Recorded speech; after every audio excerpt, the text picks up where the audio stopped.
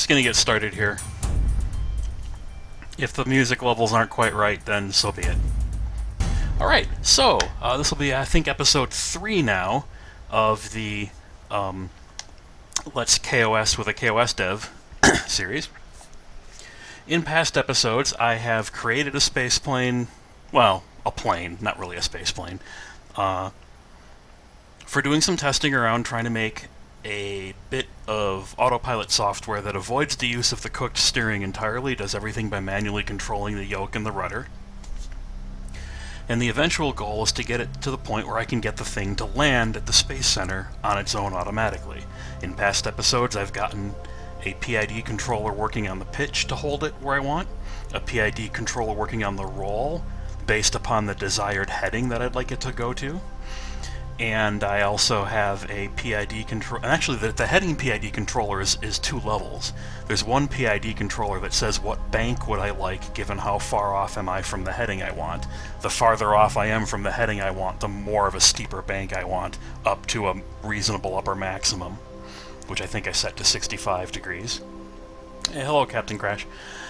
And that then feeds that information of the wanted bank into another PID controller that says, given that I want a particular bank, how would I like to set the roll position to on the yoke? So that all was working. It has a little bit of wobble to it. It probably needs a bit of tuning, but it does mostly work. I did a little bit of tuning on it off camera and changed the tuning gain parameters just slightly. It seems to work a little better now, but with any such thing, any hard-coded tuning parameters is always going to be a sort of okay solution. It's never going to be perfect, but I do want to keep the code simple for this. One thing I realized is that in past episodes, I never actually uploaded the code. It was something I was meaning to do, and it completely slipped my mind. So after this particular episode is over, I am going to make all the code I've been talking about available somewhere publicly for people to look at afterward. So anyway, I got to that point where I could control it given a desired pitch, a desired climb rate would affect the pitch, and a desired compass heading would affect the desired bank, which in turn affects the desired bank control, or roll control. Then I added the ability to pick waypoints, and given the waypoint that you're currently trying to go to, it tries to set all that to aim at waypoints. Oh, Captain Crash says he's a flight instructor and actually could answer questions I have. Nice, I might have some. We'll see how it goes. Hey, I'm getting users I don't normally get. That's nice. Maybe it was a good idea for me to move this up to 5 p.m. my time. Okay, so that's where I got it to last time. We had a little bit of a bug in the waypoint system because I was using the world space XYZ coordinate system, which in kOS we designed to move with your ship, so your ship is always the origin. So at the beginning of running the script, I would get all the XYZ coordinate information of where the waypoints were, and then as my plane kept moving, it kept changing where the waypoints were, which is exactly not what you want. So off camera, I have massaged that part of the script slightly so that it now is based upon geographical coordinates instead of having it be based on XYZ coordinates. It will convert them into XYZ coordinates only live at the last moment when it wants to calculate something. The permanently stored number will be the geo position. So let me show that a little bit. If we go here into where I set up my list of waypoints, this part in here has changed dramatically. I now have an AIM geo list and an AIM AGL list. The AIM geo list is the list of geopositions of the coordinates that I want the waypoints to be at, and the AIM AGL list is just a list of scalar altitude numbers for the above ground level altitude of those points. So AIM geolist sub-0 corresponds with AIM AGL list sub-0. AIM geolist sub-1 corresponds with AIM AGL list sub-1. Okay, well, if the background music's a bit loud, I will attempt to move it down a bit, but I have this almost at the lowest it's allowed to go already. I mean, it's literally sitting at like 3%, so I'm pretty sure that that's not quite working right.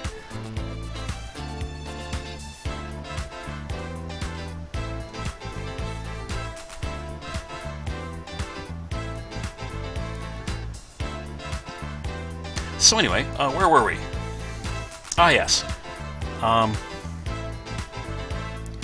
So that's the list of these. I'm going to set them up to go from 0 to 5, 0 being right at the runway, and 5 being the farthest waypoint out. And I'm going to tell it to hit waypoint 5, then 4, then 3, then 2, then 1, then 0 as it comes in. So here's where I get that position. I have east VES and west VES are the vessels on the east and west sides of the runway. And I get the runway vector in XYZ from the east side to the west side and then normalize it. I will only use this for a brief bit to set where the geopositions are, and then once I set where the geopositions are, I don't use the runway vector anymore because that XYZ context becomes out of date very quickly. So here we have, as I loop through all of these, I want to aim at a XYZ position. When I say pause, I'm referring to the XYZ position. When I say geo, I'm referring to the latitude-longitude position. So when I set aim pause, it's the west position, which is the short side of the runway, the side I'm coming up to first. Get its position, altitude of a particular aiming point, aiming altitude. From that point, subtract a vector, which is in the direction of the runway vector, times a multiplier in meters, times an arithmetic series counter that's going up as I go through the loop. So if you look at this arith series, it starts off as 0, then every time I go through the loop it adds on I, which is the loop index. So it basically is going to go 0, 1, 3, 6, 10, 15, etc. So an arithmetic series counter, so that my geopositions are farther apart from each other the farther out they are. So I'm making a series of waypoints that's at 0 and 2.5 kilometers, and then I think 2.5 times 3, whatever that works out to be, kilometers, and then 2.5 kilometers times 6 and times 10. So they get farther and farther apart. Based upon how far out it is, I pick an altitude, and then I go and put those in the list. The only exception is the 0th one is a bit weird. I want that to be it's calculated a little differently, so I calculate it out ahead of time beforehand. It is meant to be 200 meters in from the runway end. So this will be my actual intended touchdown point. My intended touchdown point is 200 meters up the runway from the end. We'll see how this works. This part is the part I'm going to need the most work on. The last test I did, I had everything working great, except for the final landing, which I will let you guys watch how that looks at the moment, because I think it's actually a little funny. Okay, so one more thing I want to cover really quickly.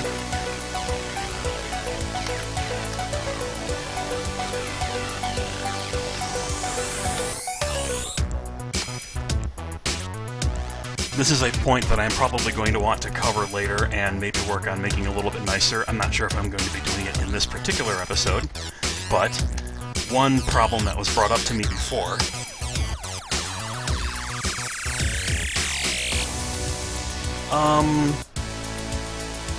my recorder isn't set to auto-normalize, but I'm using OBS and I don't really understand it fully.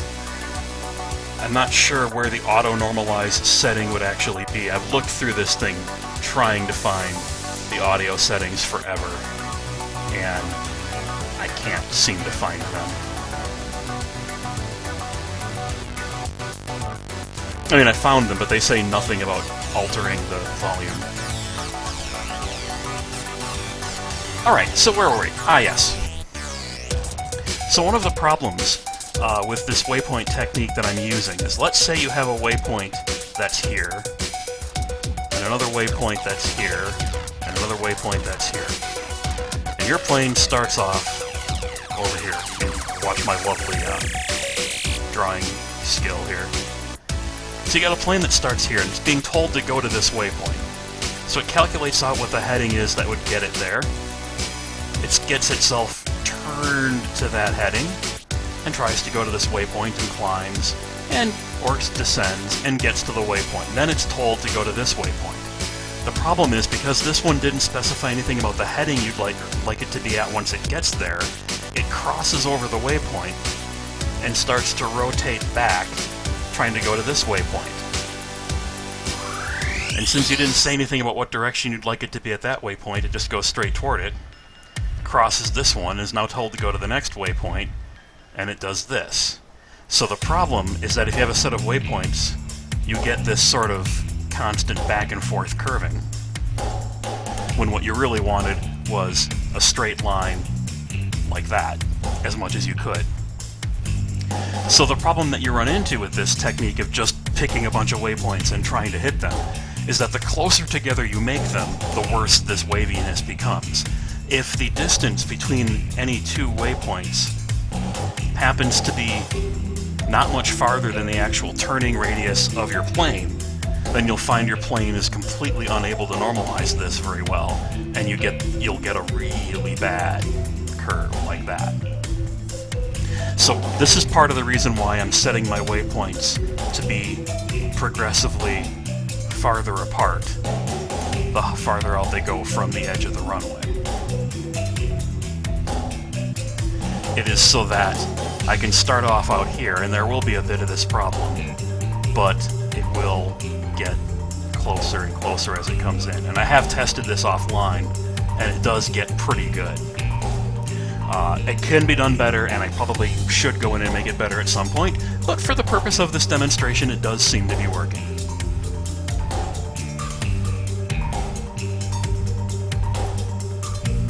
Let me go in here and demonstrate it.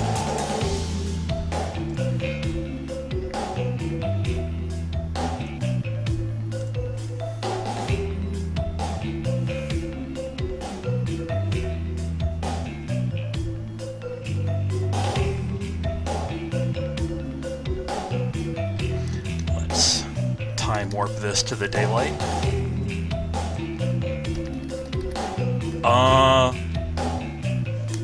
Hold on here. Why is this happening?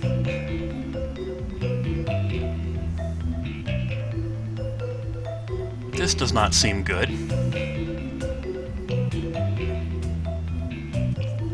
Why on earth is this crashing? I didn't change anything between my setup, between my tests, and now when I'm streaming. This is the same version of the software, the same set of mods. Well, this is embarrassing for this to occur right in the middle of a stream.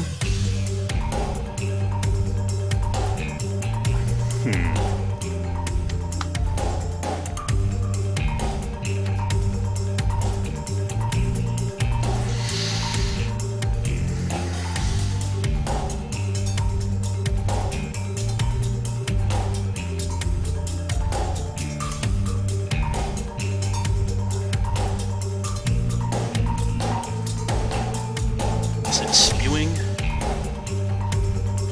exceptions? Does not appear to be spewing exceptions.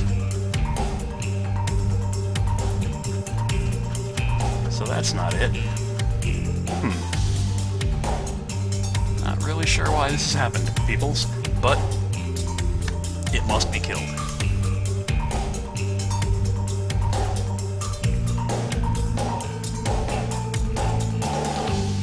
Let's give that another try.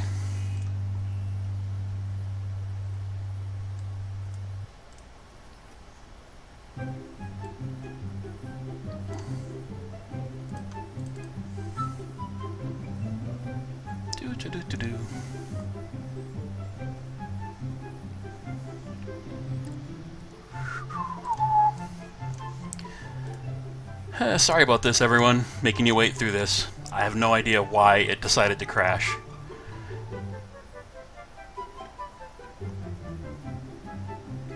Almost seems like an appropriate change of music.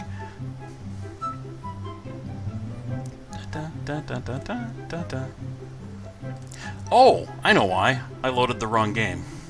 That's my fault. I loaded an old saved from before the recent update to 1.04. That's why it crashed. Alright, this is better. This is my proper save game. Yeah, I should have realized it wasn't right when it wasn't a set of fully upgraded buildings. Should have realized that wasn't the right save.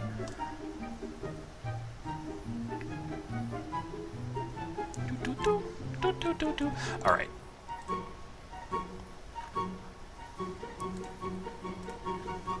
I have slightly changed the design of the craft with a slightly thicker wing.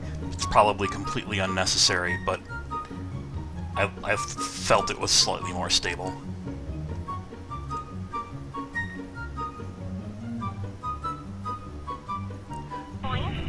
This particular background music seems especially appropriate for someone trying to embark upon a foolhardy expedition. Here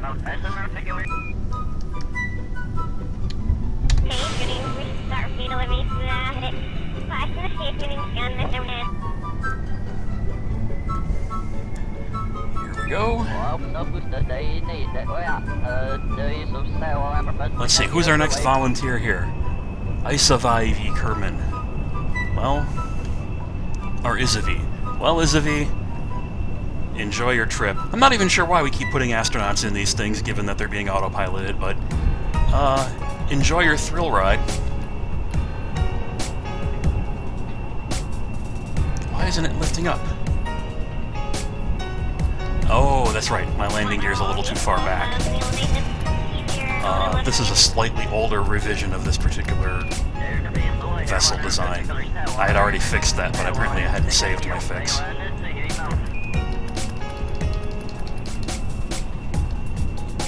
So this is me still flying it manually here for a second.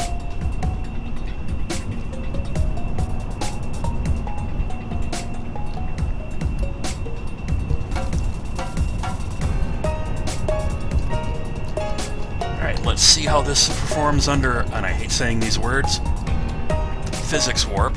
Physics warp, always so dangerous. But I just want to get it somewhere away from the runway.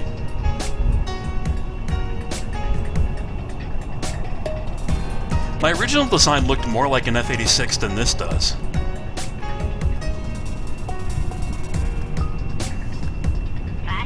Alright, that's probably far enough. Let's go back to normal time. And bring up the terminal and try showing you where things stand right now.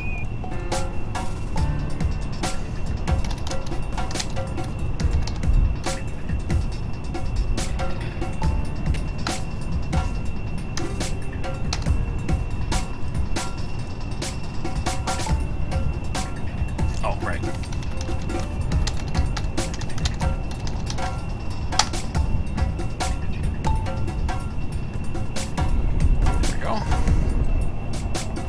So now my hands are off the controls, and it's chosen the first waypoint out here, quite a ways away from the runway.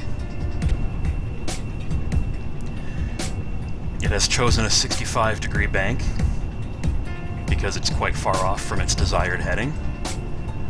The wanted compass heading is shown here, and the current compass heading is shown here. Notice the wanted compass heading does change as it moves. It's constantly recalculating in case it goes past the waypoint. And there it goes and nicely flattens out. To a large extent, the reason that the roll is nice and smooth is because I realized I had to go in here and set the, where was it? The gains for the roll PID to be very, very tiny, given how oversensitive the sideways yoke is in KSP. So you'll notice I've set this to be really small, and I don't even use any derivative term. And that seems to make it be a nice, solid, smooth roll control. At that particular aiming point, it is trying to find an altitude above ground of 1520, and its current altitude above ground is 1930, 1940. This is a slight flaw in my plan, because I really should translate these altitudes into altitude above sea level and navigate on those, because my altitude above the ground where I am now isn't necessarily going to match what it will be there if there's terrain between me and it that changes the ground height. I really should translate these into sea level altitudes first, and then navigate on those. So anyway, here's the example of passing my first waypoint at completely the wrong heading as it tries to then go to the second one. If you look at my current waypoints,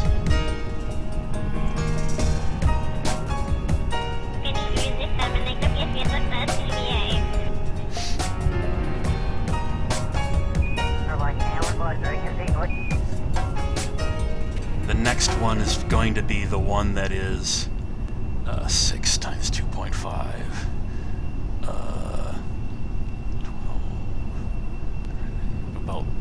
14.5 kilometers away from the runway. I should probably just make that part of the status that prints on here.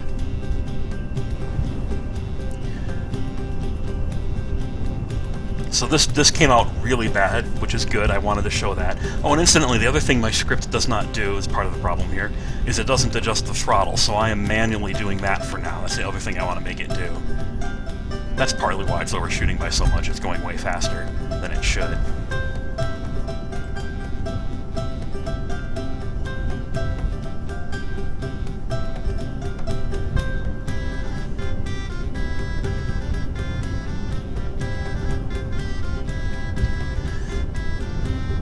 Better. I cut the throttle back and now it's actually able to make tighter turns.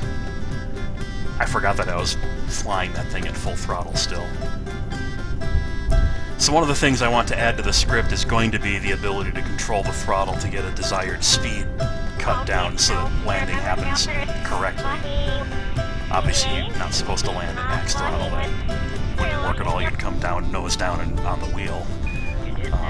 In order to have a nose-up attitude on landing, you have to land slow enough that with the nose slightly up, you're still descending anyway.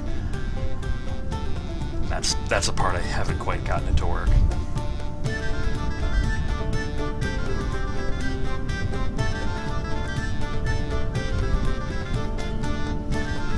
So, it's getting better each time, but it's still not perfect. Yeah, I was debating how I was going to pull off the turn anticipation problem, but it's clear that what's there right now is pretty crude, and probably could be improved by quite a bit. But it does make the code nice and simple, which is sort of what I was trying for here. One thing I'm not too happy with on the code is that I just switch aiming points when I'm within a certain radius of the desired point. So if my aim is far enough off that I tend not to correct in time and miss it, it doesn't know to switch to the next point on. It ends up doing a big loop around trying to come back to the point again.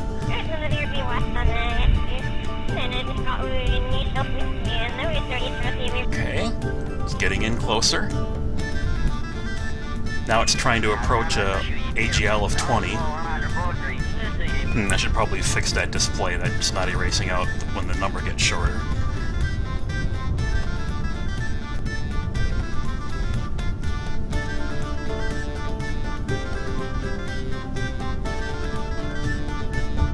It also automatically kicks the landing gear out when it gets to a certain height. So here's where it goes wrong. Or at least where it did before. Oh. Actually, okay, the aim is completely wrong, but it actually did touch down. Quitting, brakes on, program ended. So the aim isn't anywhere nearly good enough, but it did actually survive. In the past I tried doing that, and as soon as it crossed the threshold, the next spot it was supposed to land at was too far down from where the approach was, so it decided, oh, I guess I need to nosedive then, and it just went like this right at the very end and smashed its nose right in. But I guess I've got a better approach profile than I did before.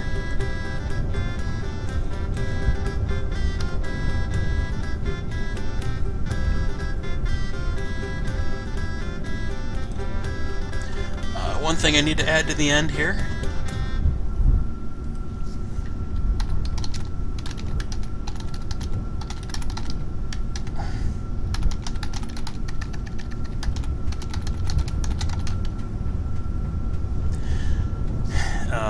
When it landed, it put the throttle back at where it was when I last had control of it, which isn't really what I want.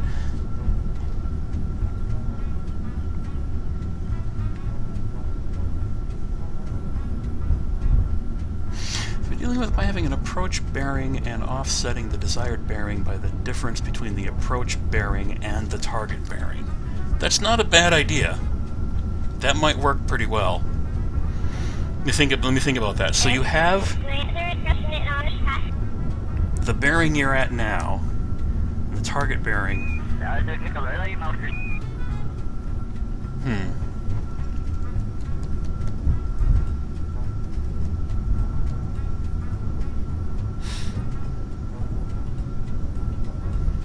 Well, let me try this again at a slightly slower speed.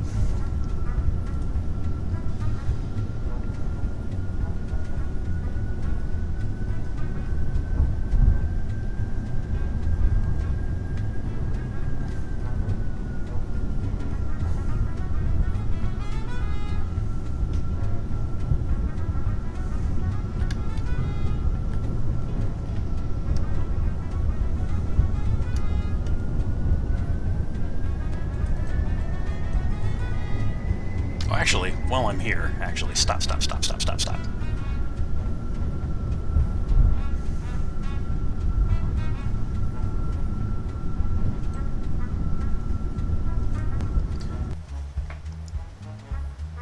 I need to switch this out to the better version of the design that puts the wheels a little further forward so takeoff works nicer. You know, as long as I'm in here, actually, let's try a completely different plane altogether. See how well it works under the same controls.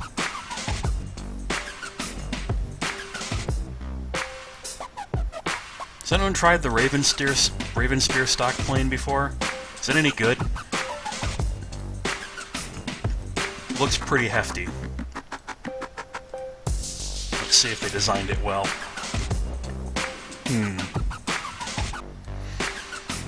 I would say that I would prefer having that center of mass further forward than that. Or the lift a little further back.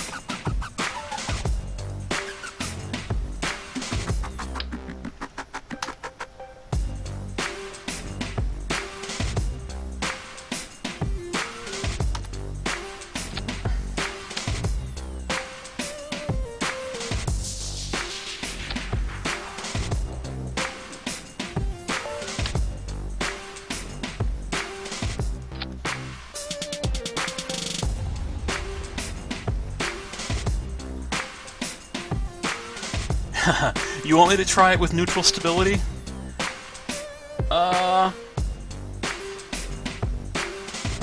Alright. I'll try it with some... I'm nervous about this, but let's try it.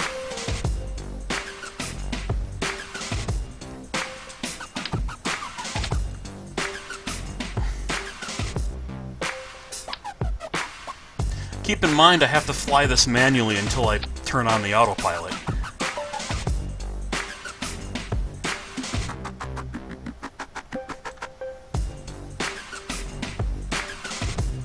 I am predicting horribleness here, but let's try it and see what happens. See if the autopilot will be good enough to handle neutral stability.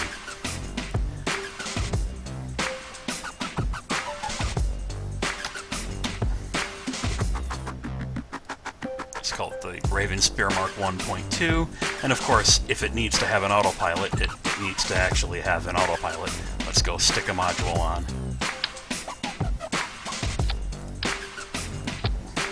Still roughly the same spot? Yeah, it looks roughly the same.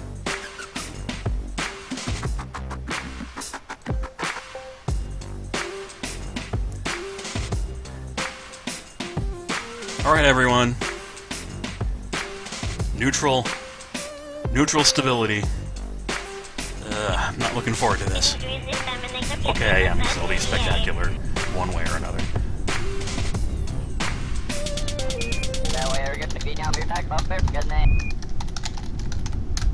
Not actually going to run that yet.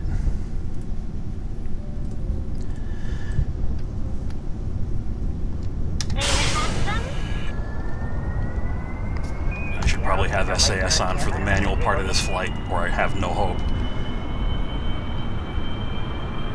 So is Aviv, you volunteered for this one again?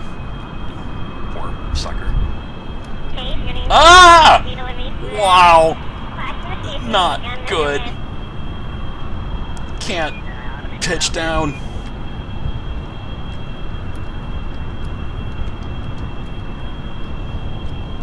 Okay.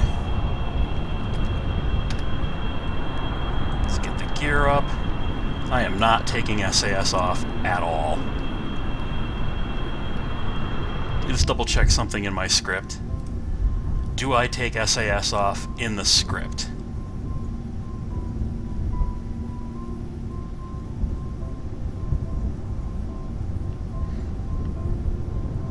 Yes, I do. Okay, good. So I can leave it on, and when the script runs, it'll turn it back off again, which is what I want.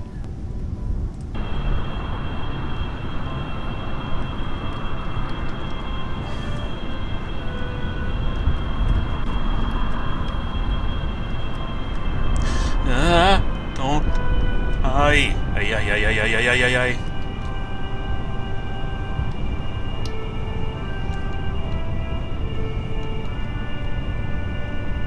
I am thinking when I turn the autopilot on this, it is not going to like me. Come on, stay near the vector.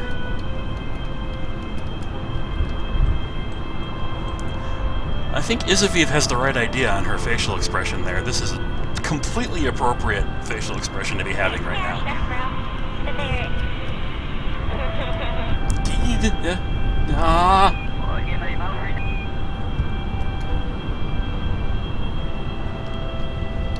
Okay. Don't get... Ah! Jeez! Down! Down!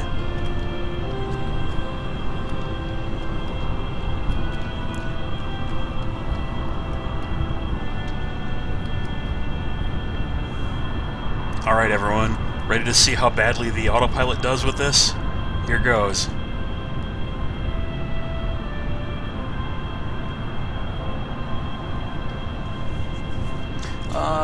Try takeoff on the center engine only. Okay. Not a bad thought.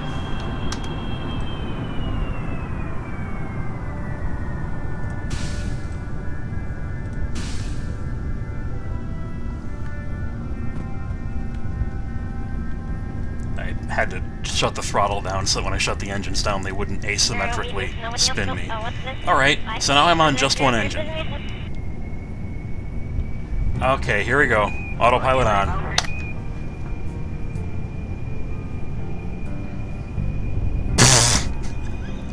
Wow. Well, that's gonna confuse it. Wow. It has no idea why it can't control this.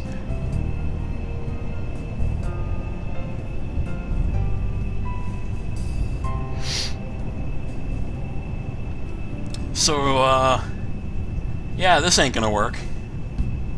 There is no way this is going to work.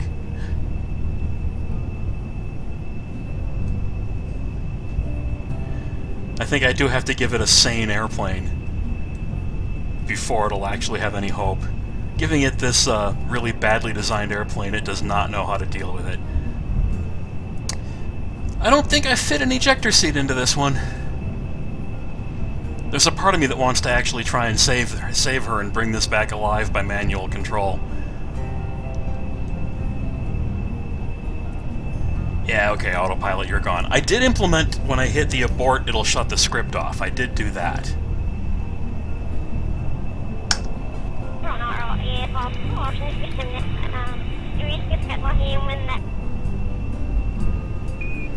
Except, this is something I need to report as an error to the devs with our Slack channel. If you hit a syntax error or a runtime error, it leaves your controls locked when you're using raw control. So I would have to save this, I would have to hurry up and type set ship control neutralize to true in order to have any hope of actually recovering this. Because my controls are still locked, even when the program crashed. So that's an issue I need to add as a bug report. I just found that one out yesterday. So the problem here is that because this bombed out, it never hit this, and my controls were still locked, even though the program was dead. That is a problem that needs to be reported. In the meantime, what did I do wrong?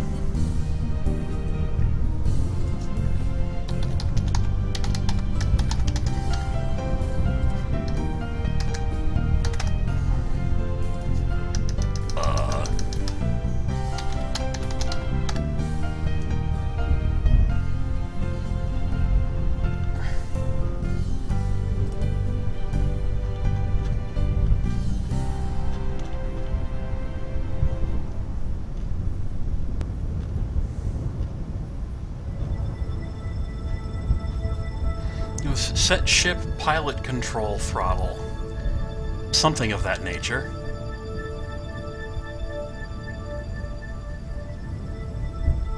Wasn't it?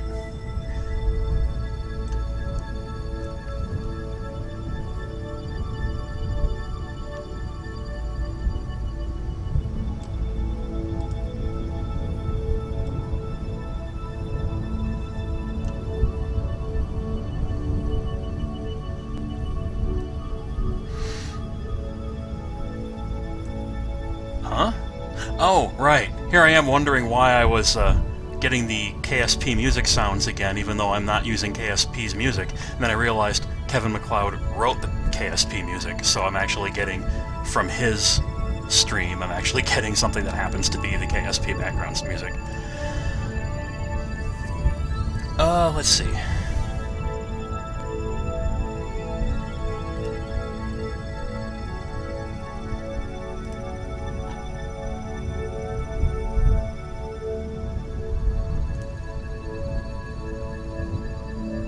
Pilot main throttle, all one word. That's what I was doing wrong.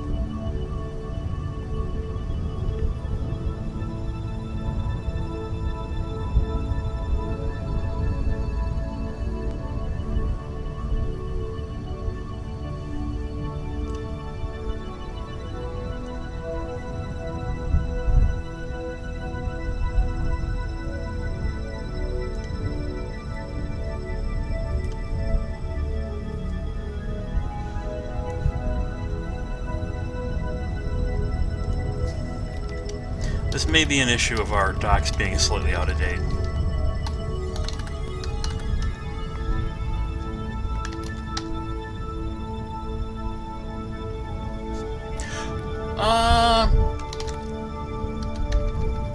Setting SAS on might be a good idea, but I'm not sure about that.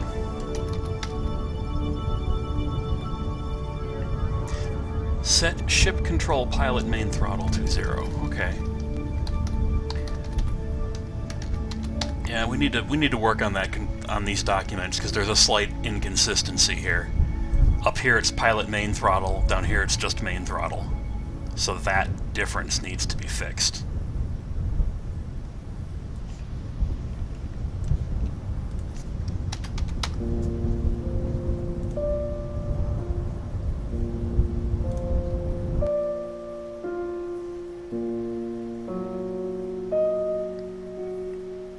So apparently I'm getting HVAC on the chat, but not on the video yet.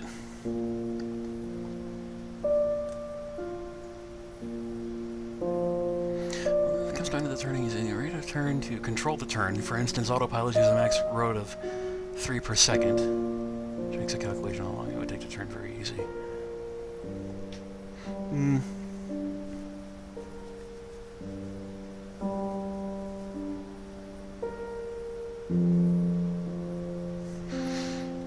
Yeah, I haven't quite decided how I'm going to address the looping back and forth across waypoints problem just yet, because for now I can make a sort of crude, dumb solution by just making the waypoints pretty far apart.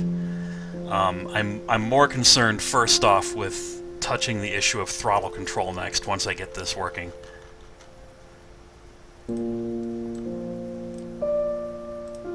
Because part of what I'm doing here can be pulled out to make a separate script,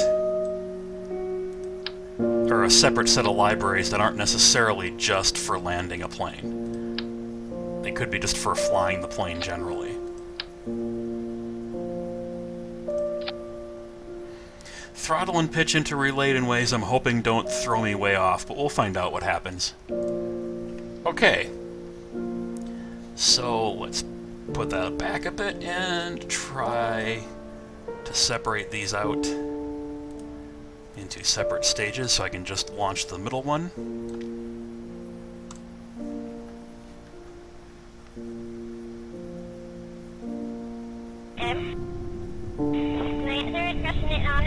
Who's our newest volunteer?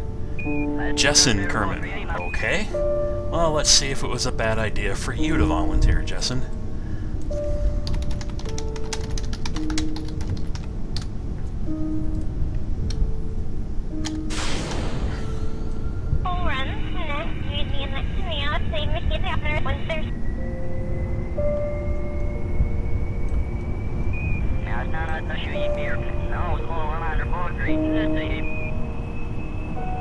That is a really nose-down configuration there.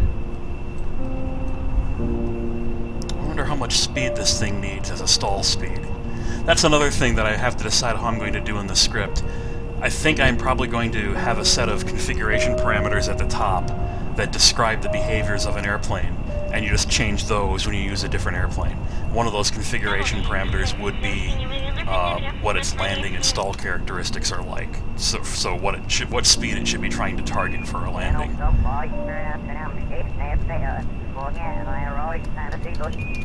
Okay, let's see how this performs with the SAS off. Okay, good. That seems playable and stable. Things seem okay.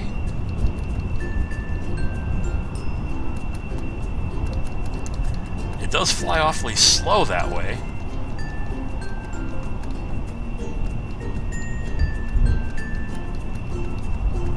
I'm not sure I can fly it on just the center engine unless I accept that it's going to be super slow. This seems to be about the maximum speed I can achieve here. Which is fine for landing, but I actually want the challenge of starting from a higher speed before the landing begins. So I am going to go ahead and kick in the other engines.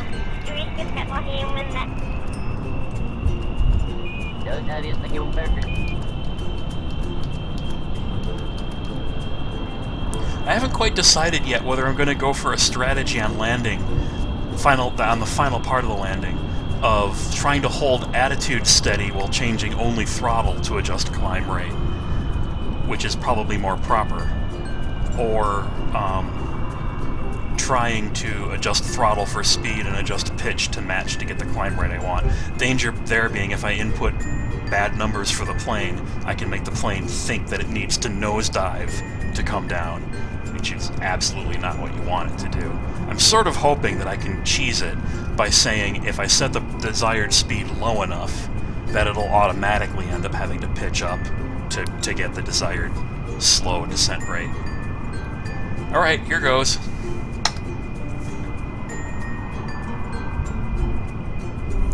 Wow.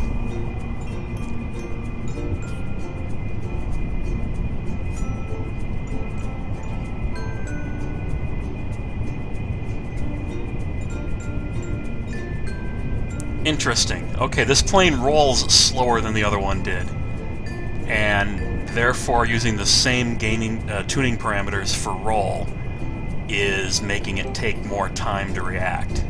It's having it a little more swingy on its roll.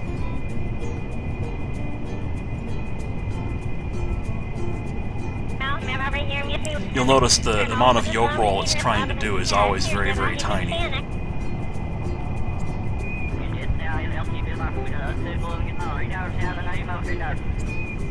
Interesting. I could probably up that a little bit for heavier planes like this. Well, that's fun. Getting pitch oscillation again.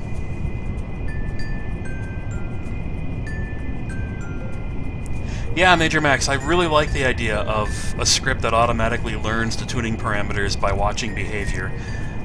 I have heard that there are actual mathematical approaches to that problem that people have come up with before, auto-tuning PIDs, that don't even have to know things like what the characteristics are of a flying airplane, because in much the same way that PID doesn't know the characteristics of what it's controlling, you can watch how the behavior is fluctuating without understanding what the application is, and run some math on that to figure out what a more appropriate tuning parameter would be that gets rid of oscillations based on what it's been watching the oscillations have been. I may want to go into learning that approach later, but right now I don't really know that. I just know that it exists and I can look it up later.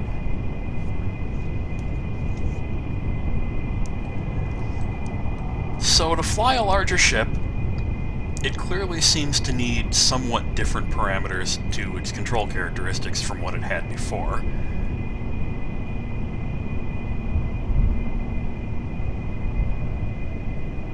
Not exactly sure how I should make them differ, but this clearly is not going to be quite right.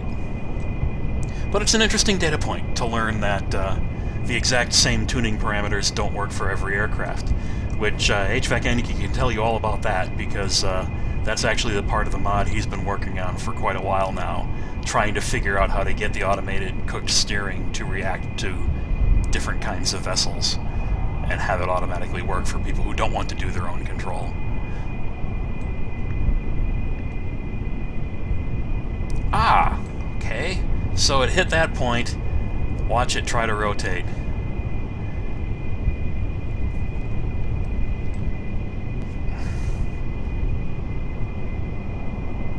Seems to turn pretty tight.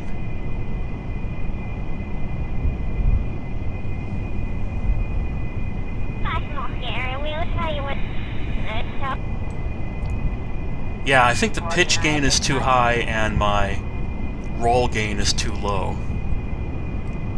Although, interestingly enough, it's doing a better job now than it was before. On the roll, I mean, not the pitch. The pitch is still horrible. But it's reacting to the roll quicker than it was.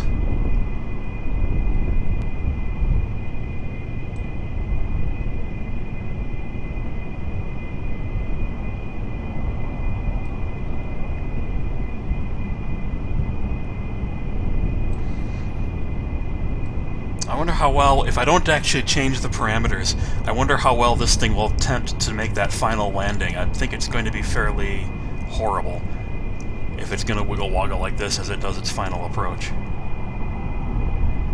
Yeah, there's a part of me that wants to fix it right now before the landing, and there's a part of me that says, no, let's watch what happens.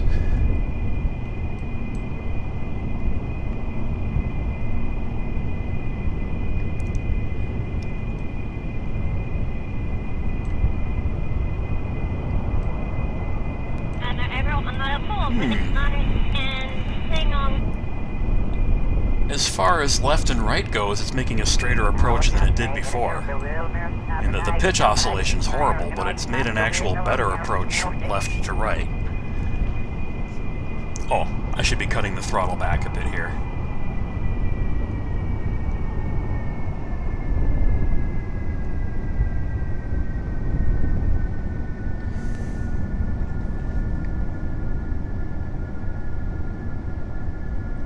Oh, for a normal plane, this pitch oscillation would be awful. Interestingly, when I cut the throttle back, it gets better. So I think the problem is that as I'm going faster, I have too much pitch authority for the gain that I've selected. And as I slow it down and the pitch becomes a bit more dead stick, it actually is more appropriate for the same gain.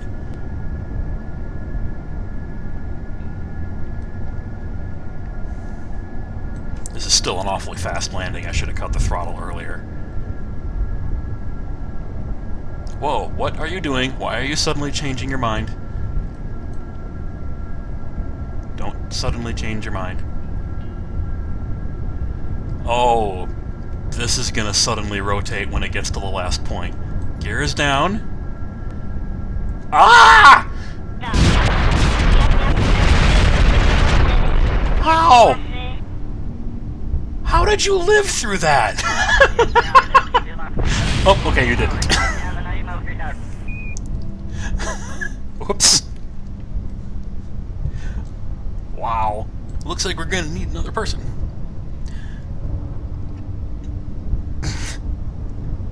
Spoke too soon there about the successfulness of my landing.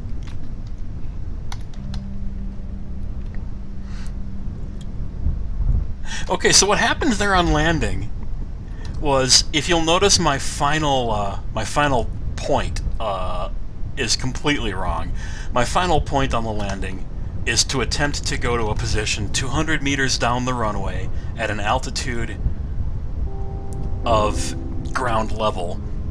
And so the problem is, because there's so little distance between that last waypoint and the previous one, when it gets there, it suddenly wants to make a correction if it's just a little bit off.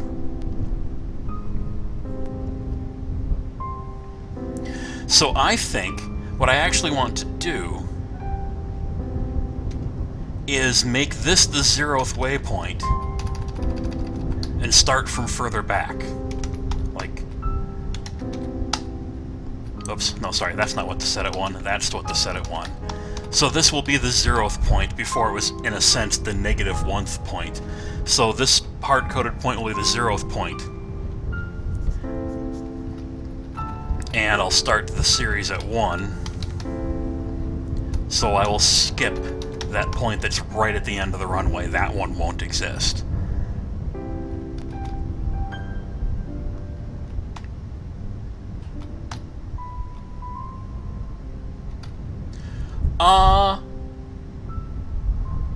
No, the point of landing, I mean, is 200 meters from this location here. So it's 200 meters this way is where I'm trying to aim for a landing.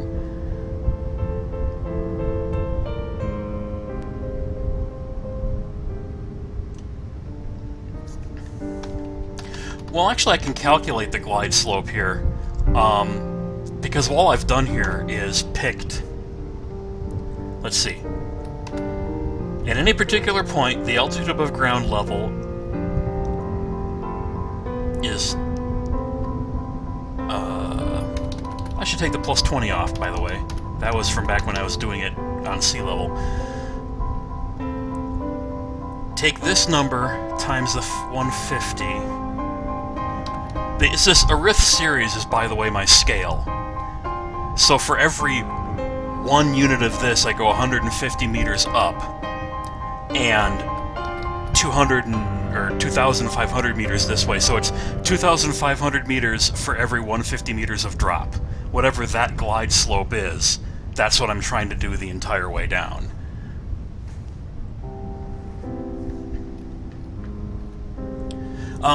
TDW, this is what I'm doing for my runway positions.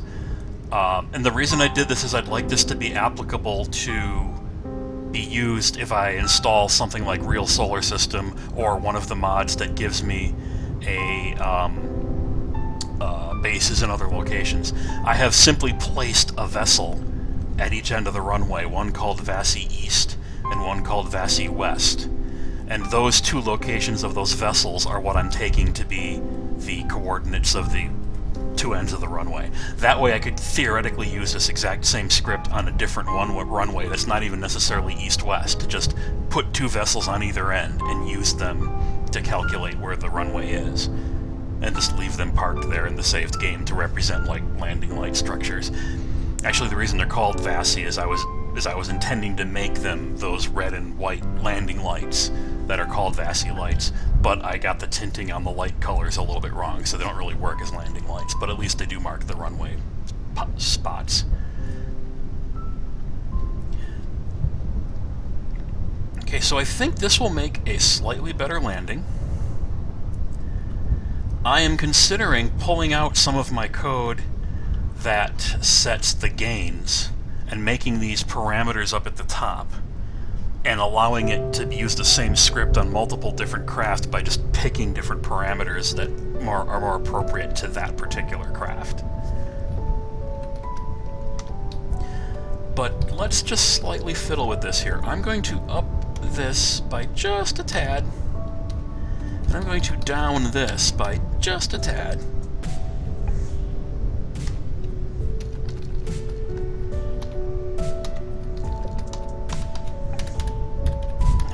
Give it a slight bit of integral term if it's going to be slower.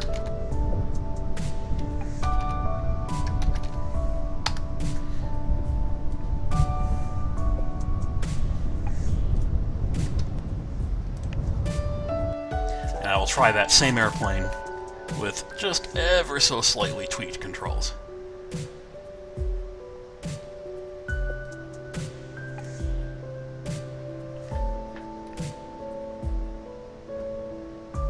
I should just warn everyone, we're getting lightning storms coming through my area, and so for all I know, this stream might suddenly die if I lose power. Just letting everyone know that. The lightning's getting pretty intense outside, so we'll see what happens.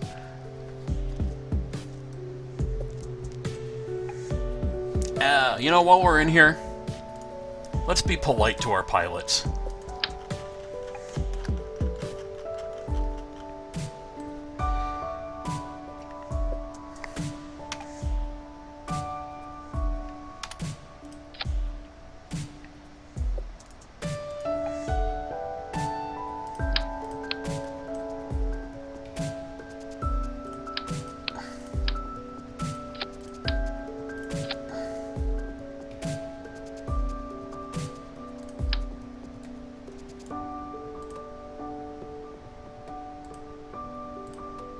You'll see, this is something I find annoying about the KSP editor. I'm fiddling with this, but I also clicked on the wing, and it's doing both with the same thing.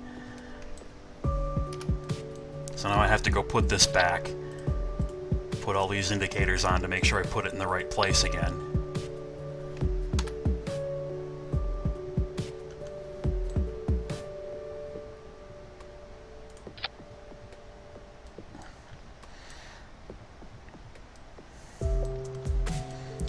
So I put that there, I put that there. Let's put an action group on it. I'm not going to use abort because I already used that for a script abort.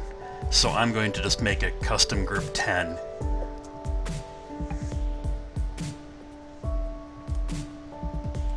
That will both decouple and toggle the cockpit, not the cockpit. Come on, there we go. That will toggle and toggle the decoupler and hit the chute.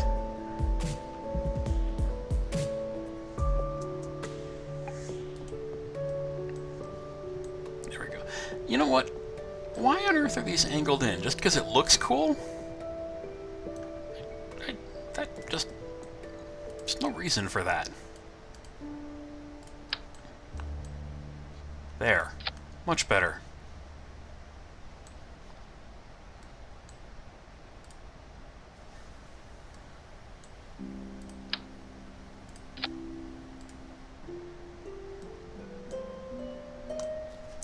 Okay, here we go.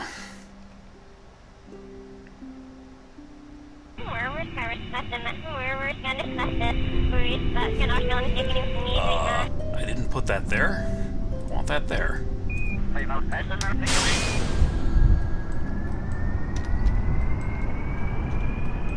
do we got now? Sigreen Kerman. Okay, Sigreen. For a chance to give your life to the cause.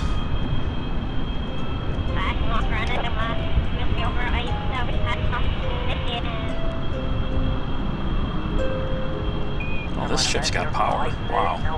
This thing's really got power. Look at this.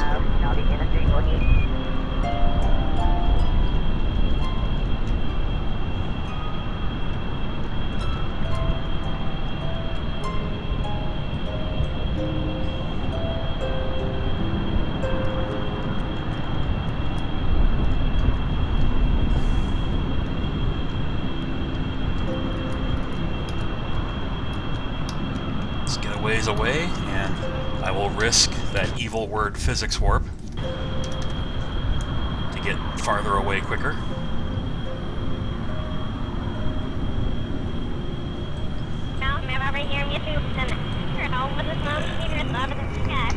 Just warp off, slow this down, let's start the script.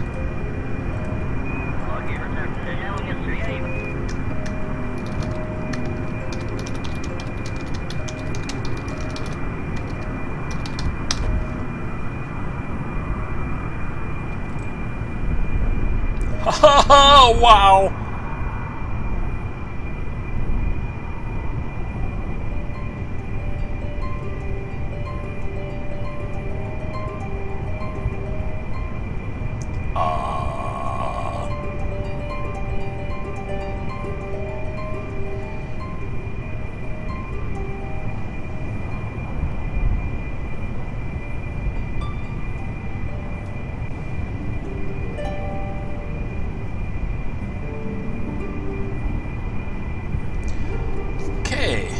Let's kill that autopilot there and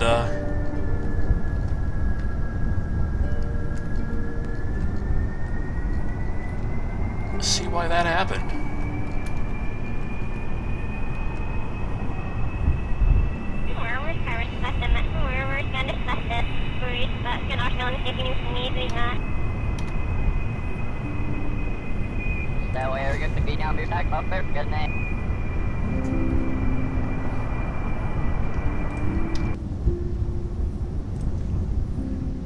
I just fiddled with these numbers, and I probably fiddled with them in a way I shouldn't have.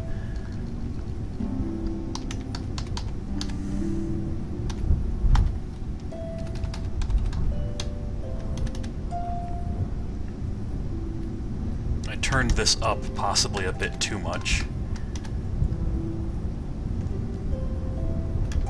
That I'm going to leave like it was.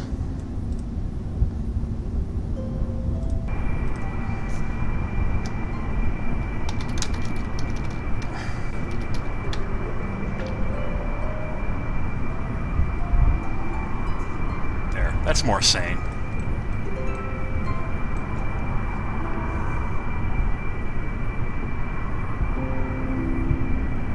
I should put a limiter on the pitch pit, you're right.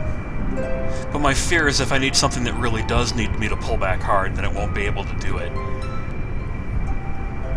What I may need to do to make this sane is to put sort of a panic mode in, where when it realizes, for example, that it's diving a lot, or climbing a lot, that it ignores all the rest of the commands and says, no, I'm going to fix that first, and then once that's stable, I'm going to go back to following the rest of the program.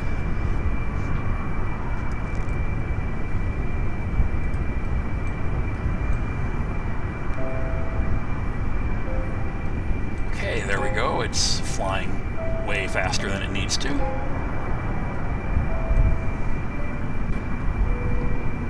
Although I am 30 kilometers away from the airport, so I sort of want to leave it going at high speed here. I just want to make sure I'm not at physics warp. Let's see. Someone's asking me what's the most intricate kOS script I've done. It probably still is the one I did before I became part of the dev team. And that was when I made a trip that went all the way to Duna and back. Cut the throttle here. This is an example of one of the failure modes of this thing. It didn't get close enough to the aiming point. It missed it by a little, and so it didn't update it to the next aiming point, and now it's going to sit there and try to circle around it, getting back to it. Because it wasn't quite close enough to decide that it should switch to the next waypoint. Yeah, so I made a mission ages ago that tried going all the way to Duna, and then also to Ike, and then back home, for a challenge that someone had posted to the forums for that. And it did work, but it was on a really old version of kOS from back when Kevin Lady was running it, and a lot of the current features were missing. Like, it didn't even have vector cross products yet. So I think I did vector cross product with my own little program it ran and stuck the result in a global variable that I could read.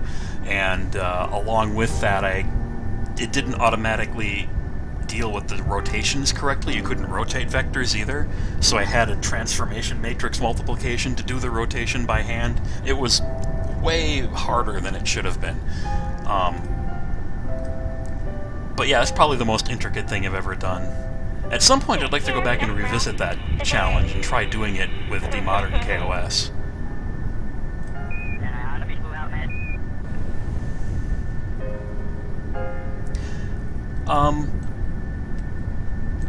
One of our devs did a remote tech satellite launch that launches up 4 satellites, puts them in equal orbit from one launch. It was basically like a multiple warhead launch that had 4 different communication satellites, and the script would just put them in the right place on its own. It was pretty impressive.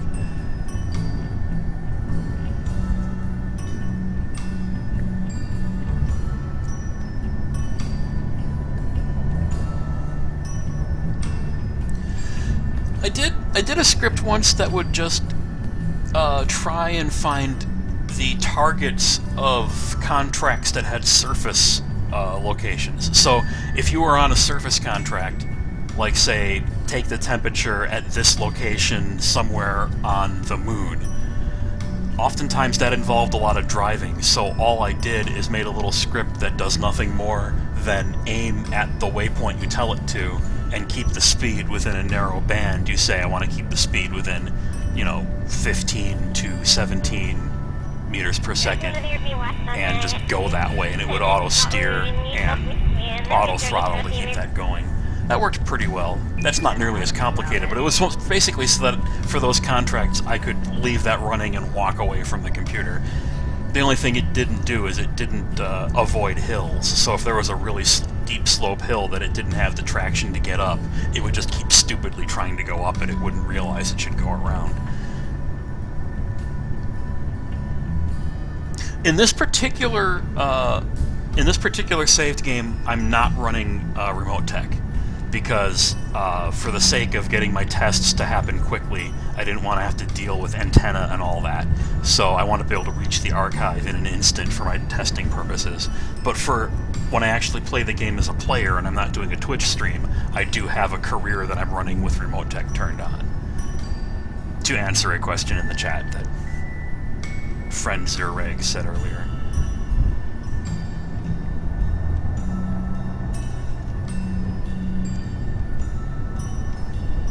Yeah, I really like seeing what other people have done with kOS. I really enjoy watching when somebody has done something particularly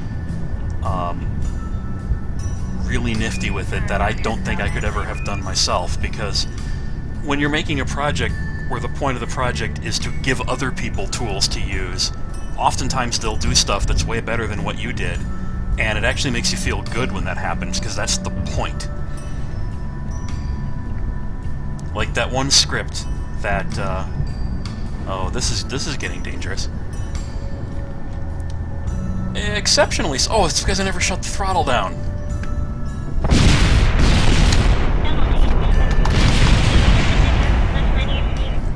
Ha ha ha.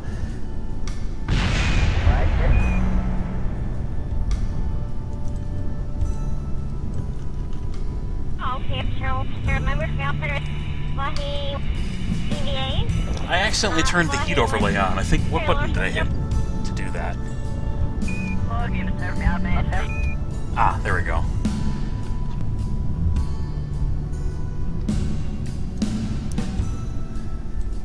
Oh, you know what else I should do?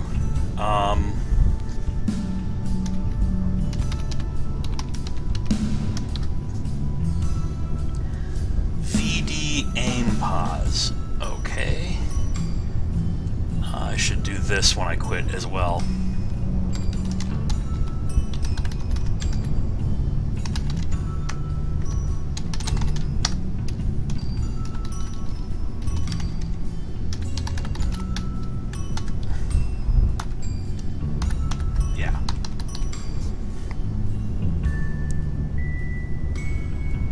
Now we got to make sure that we get pilots to, you know, volunteer more often to be guinea pig test pilots. So I got to make sure I put that parachute on.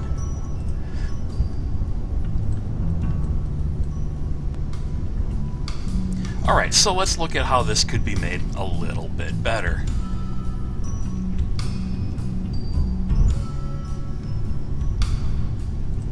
Yeah, this is what I'm doing right now with the waypoints that I think needs to be fixed. If you look at this term right here, during the main loop, it says, if the current aim position minus the ship position, get that vector, get its magnitude, is less than 30 meters, then shift to the next waypoint. So as soon as I'm within a 30-meter sphere of the aiming point, that's when it shifts to the next one.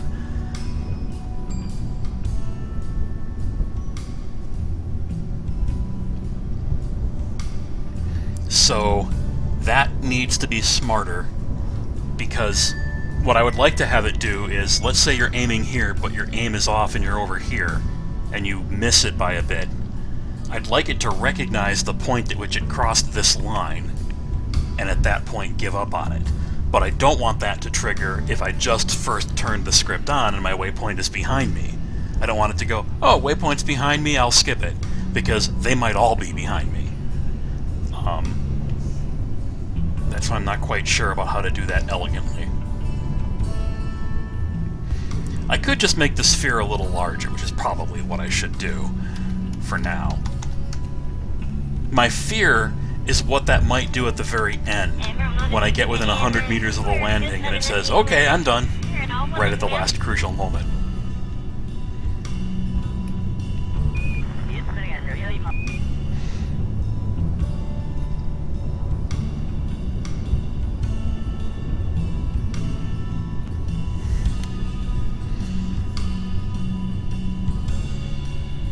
Give me a second to just take a look outside my window for a moment.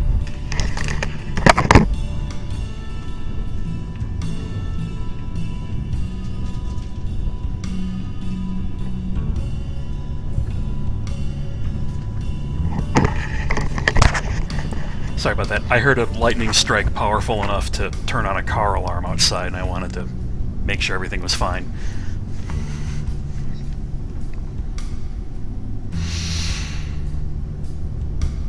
Perhaps a conditional saying, oh, and if this is the last waypoint, you get to be more accurate, you know? Well, yeah. I was thinking about, in addition to having a list of altitudes and a list of geopositions, to have another parallel list of radii for how spot on to be. But the point is, if I'm at the very end and I miss that last sphere, what I don't want it to do is to go, oh, okay, and in that case try immediately to violently turn and come back around. Not when I'm on that final approach. That violent roll at the last moment when you're landing would be fatal.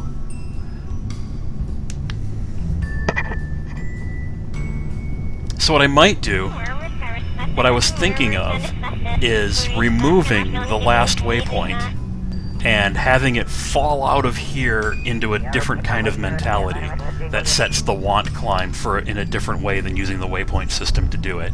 Once I'm on that final last part, change the mentality. But I'm not quite sure what I want to change it to yet.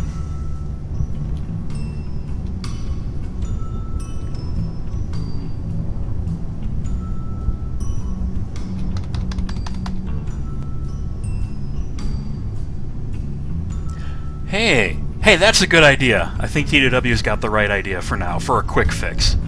I threw an idea out in the chat that what I should really do is set the final aiming point at the far end of the runway, but below ground, so that it'll approach that and come in for that touchdown,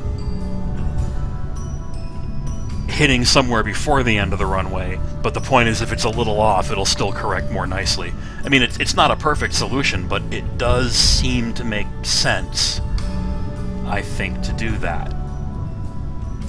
Alright, so the aim position instead will be the east end of the runway.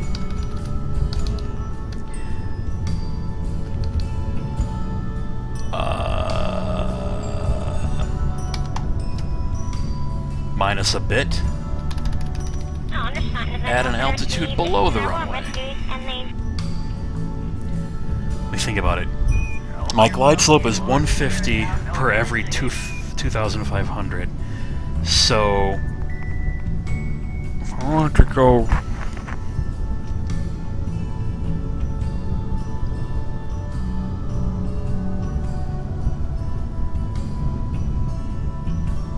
yeah, alright.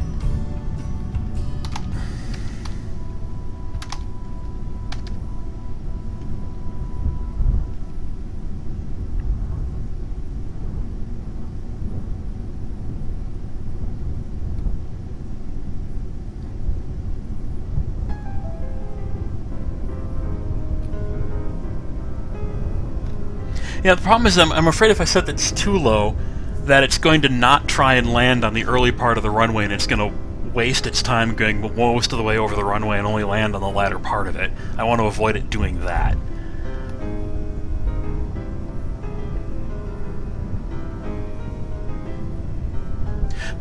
Here's what I'm thinking. Let me actually get rid of this entirely.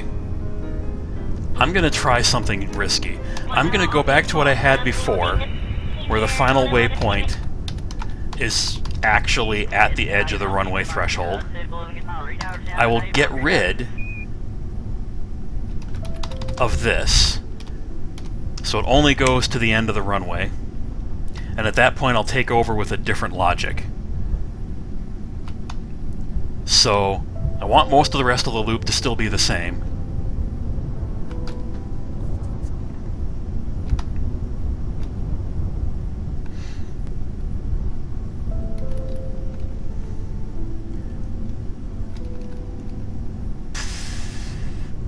No, that's not right. Undo that. I will put a waypoint at the east end of the runway, altitude 0, but I'm going to do something magic with it.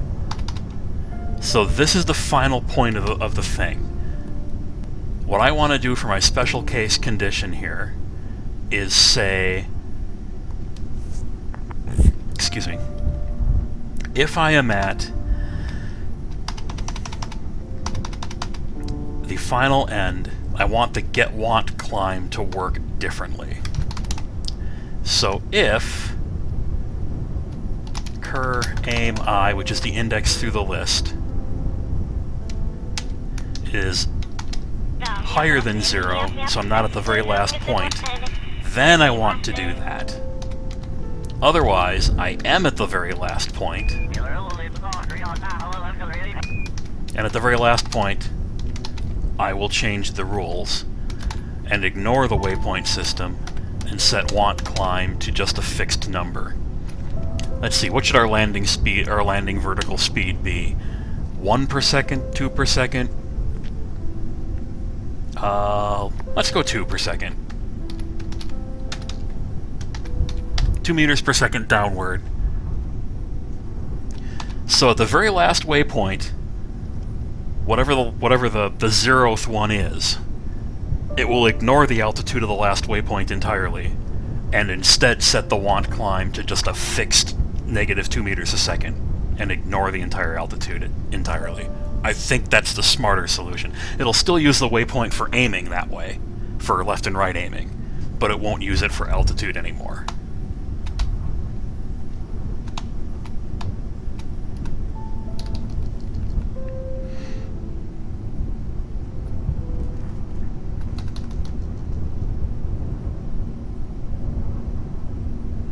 Captain Crash, flying red course. If you are off course, cross the angle bisector between red blue, then it switches automatically to the blue course.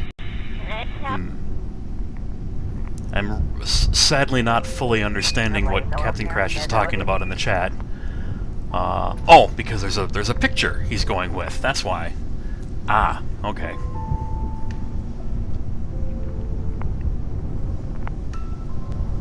Sadly, I can't pay attention to what you're talking about in the chat, Captain Crash, while at the same time doing my thing, so I'll have to look at what you said later, I think.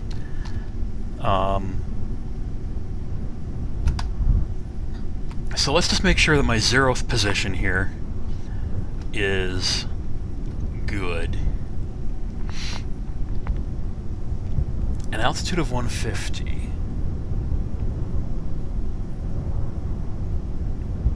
That point.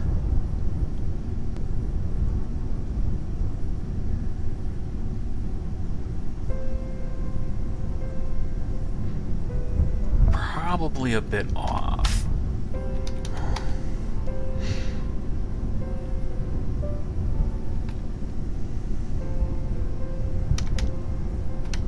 Now I'm going to put that plus back in there. So at the 0th position, when the Arith series is set to 0, the altitude of 15 meters off the runway, that's where I want to cross the threshold, 15 meters above the runway, and then try descending at 2 meters a second after that. Let's see what that does.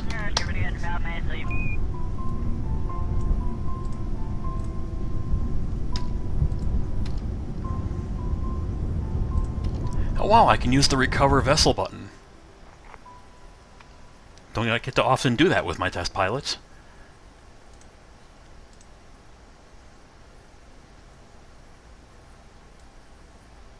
What was the plane I was using? I forgot already the name of it. I was using... Raven Spear Mark 1.2. That is it. I forgot that it turns the decimal points into underscores.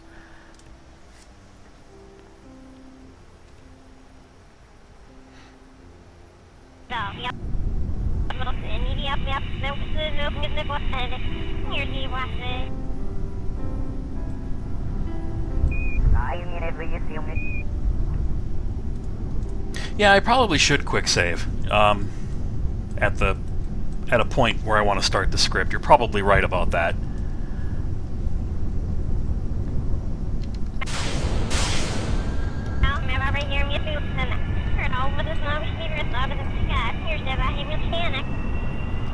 I'm not one to normally use quick save. I've sort of forgotten what the button is.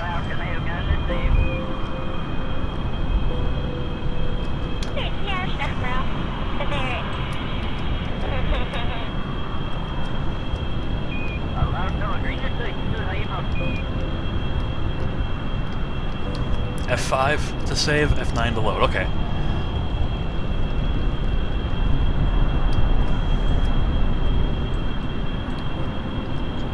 I'm sure this is a appropriate airport regulation to take off like that. No problem.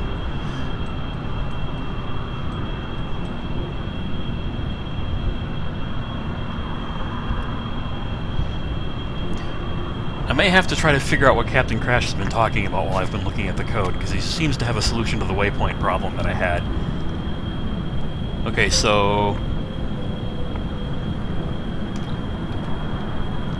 let me just let that run for a bit. The diagram he was showing is this one.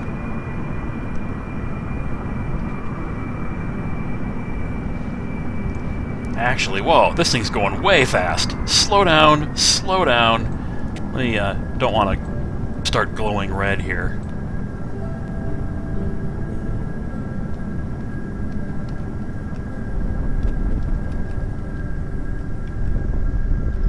That'll kill some of that speed. There we go. Alright, so I'll quick save that. There we go.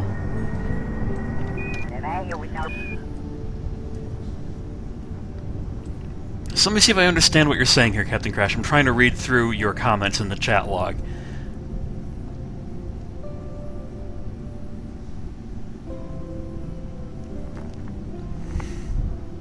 So flying the red course, if you're off course and cross the angle bisector between red and blue, it switches automatically to the blue.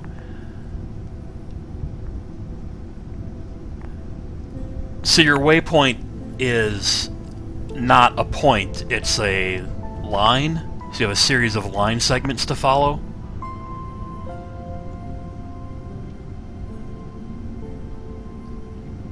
Or do you just look at, or you look at the current waypoint and the next waypoint and get the line between them? Is that what you're doing? Sort of, what's the vector between two waypoints? Find the bisector of that. When you cross it, turn. Not quite sure if that's what you meant. I'll go back to look at that in a bit. Let's go back to this.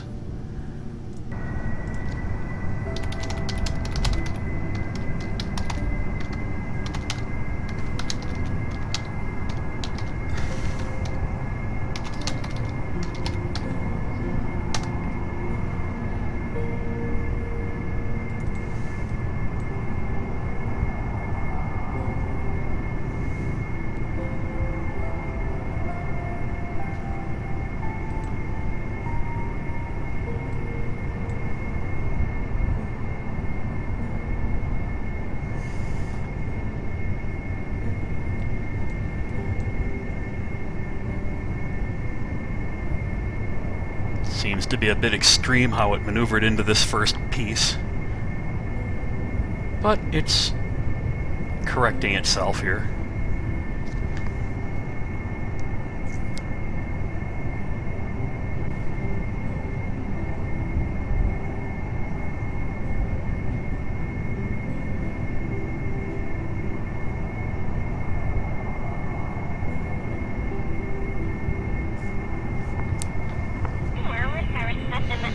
Yeah, Major you're probably right about that.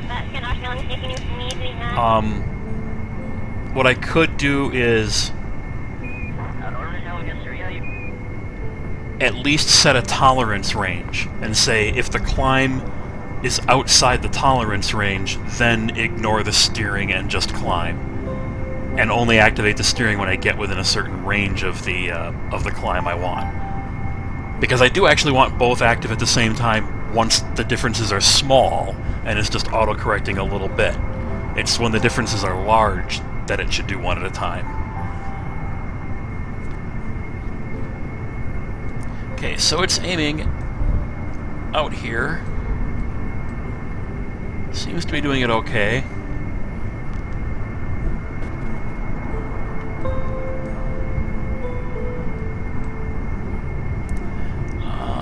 Still going pretty fast here.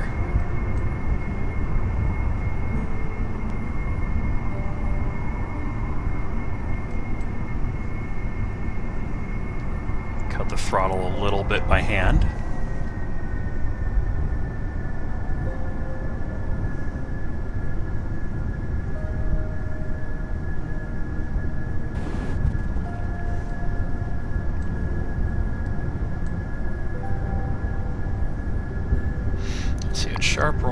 angles, vertical speed doesn't... Yeah, you have to pitch up a lot more to get the same effect if you're banked way over.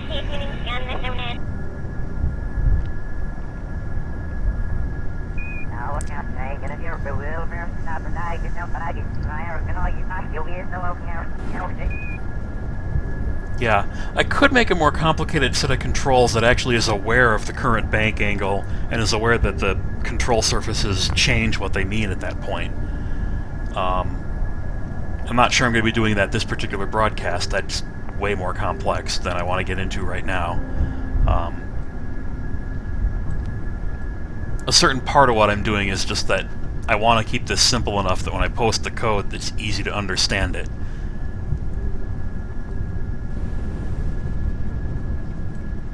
Okay, it's getting lined up okay. It's a little better here.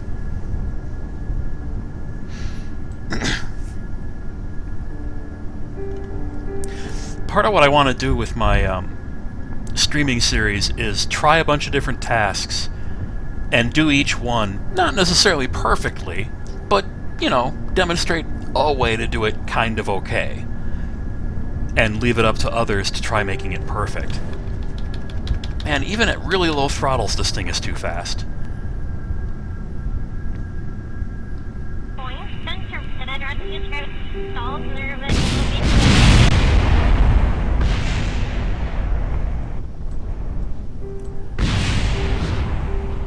I wonder, actually, hold on a second here. How high is this little bit of terrain ramp here? And does the system realize that this runway is slightly above ground level? I'm not sure if it knows that.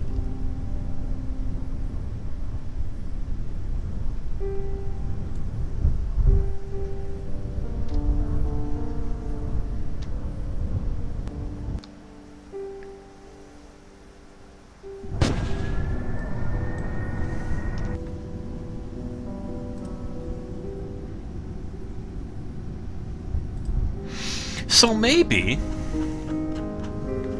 what I should do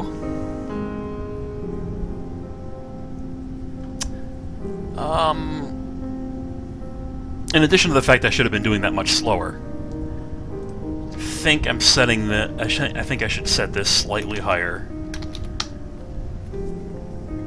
because my runway lights are actually down a bit from the rest of it.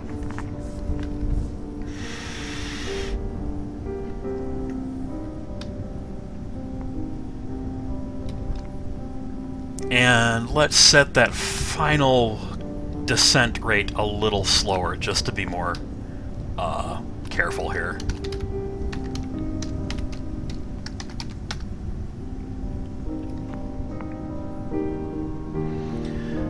This is the stream I've been waiting a year for.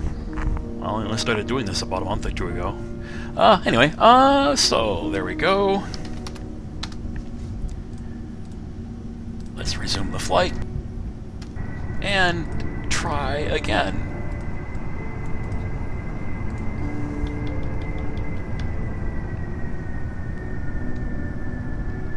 Yeah, I've tried to save the two previous ones I did in the Twitch channel. I know that they're automatically saved for a week or two, but unless I make a highlight video of them, they're not saved forever. Because my controller's not very good, I'm getting it kind of near the desired direction first, so it doesn't do this sudden, over-the-top wiggle-waggle for too long.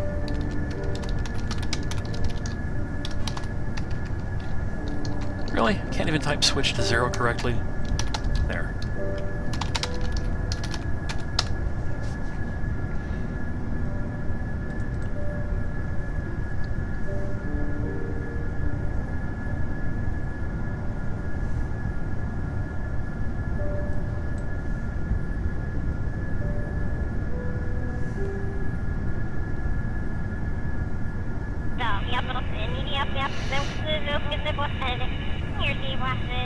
Yeah, the fact that at high bank angles the meaning of pitching and yawing is sort of reversed from each other is really confusing the heck out of my pilot. My autopilot, I mean. And I'm definitely going to have to work on that at some point. Whoa. Let's give this thing more throttle here.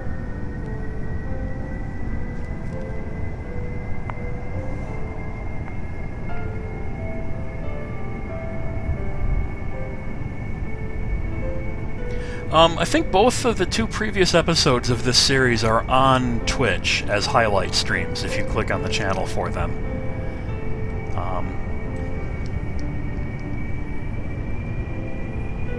This thing is constantly stalling itself as it's using the controls too strongly. Really need to work on getting the speed up here. Come on, stop stalling yourself. Let yourself speed up a bit.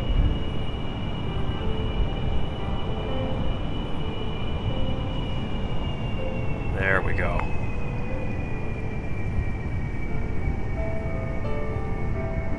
So yeah, to catch you up on what we're doing here, I'm trying to work on a landing script. Most of my experience with being a developer on the mod has been with doing the C# programming behind the scenes. I've never actually done C# before I started working on this mod. I was mostly into C++ and Java, and basically if you know C++ and you know Java, C#'s just a mushing together of the two.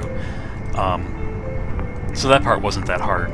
But most of what I work on with it is more in the programming and computer end of it, so things like getting the simulated CPU to run, getting it to compile the scripts, getting it to run the opcodes. That's more my end of things. The actual physics knowledge of how to do an autopilot and how to control PID controllers isn't really my bailiwick. Most of the other developers do that kind of work. But it's fun to try, because I figure most of the users of kOS probably aren't professional controls engineer people either, so I'm sort of experiencing the mod the same way they do, kind of feeling my way through it. Even as one of the developers of it, this is not normally the thing I do. So I thought it would be kind of fun to play around with it for a while.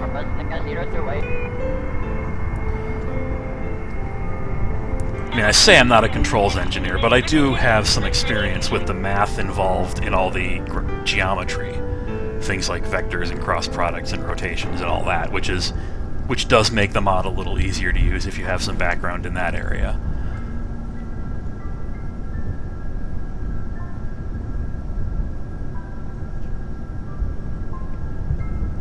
Yeah, I understand what you're saying, Major Max. I don't want to hard code the solution to be aware of the fact that it's an east to west situation, because I'd like to at some point strip some of this code out and use it elsewhere as a generic waypoint follower, when the waypoints might not necessarily be lined up east to west. So I don't want to do anything that hard codes that assumption.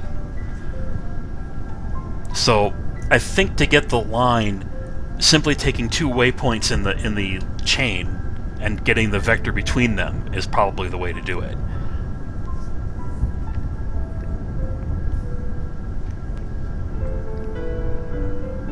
Should automatically gear down when I get below a certain altitude. I should probably set that altitude higher, because it kind of risks it to the last moment. Setting the gear down could change the flight dynamics, so it really should do it a little earlier. There it gears down.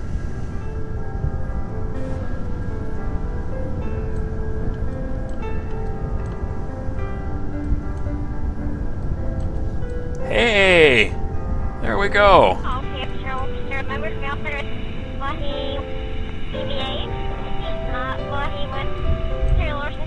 I can't believe... Yay! It landed and nobody died!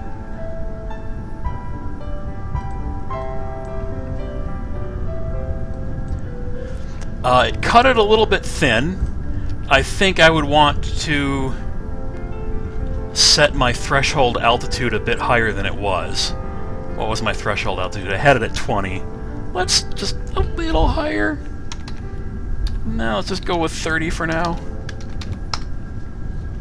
So it crosses the runway at an altitude of 30, and then has a little more time to get down. But that seemed to work. I'm really surprised. Wow! I'm happy. I'm really happy about that. let's recover this vessel. And I'll try it one more time on a different vessel. Maybe I'll go back to my original little F86 and try it on that.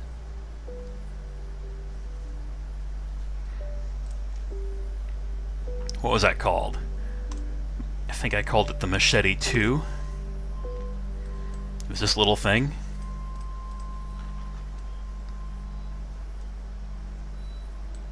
And it similarly had an action group. No, it didn't have an action group. Okay, well let's... Oh, I just had to hit the stage button. That's why I didn't have an action group for it. Okay, so let's try it on the little guy. Okay, now remember, I was still manually controlling the throttle during all of that, actually. Now that I think about it, that was still what I was doing.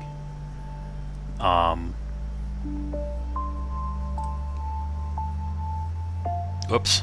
No, wrong button. Don't want to launch a second copy of KSP. Wrong button. Don't launch. Go away. Okay, there we go.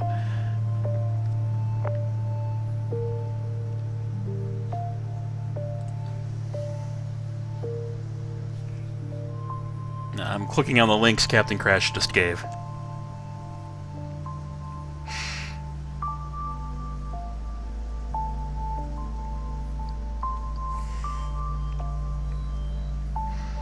Ah, yeah, no, I figured out that this is what you meant. But I think at the moment I won't do this live on the stream. This will take a bit more work to rearrange the math. And I kind of have a sort of ish working thing right now that I'm going to stick with for the rest of the particular episode I'm on now. I might look into this later. But thank you for the diagram, that makes sense.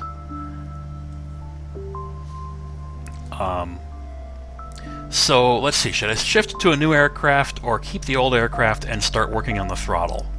I think I should actually keep the aircraft and work on the throttle. Trying to change two things at once is a bit of a mess. You never know which change you made is the one that caused the failure if something goes wrong. Okay, so, how would I change the throttle implementation situation? Let's say that I wanted to add maybe a speed to this. So aim speed list? Sure, why not?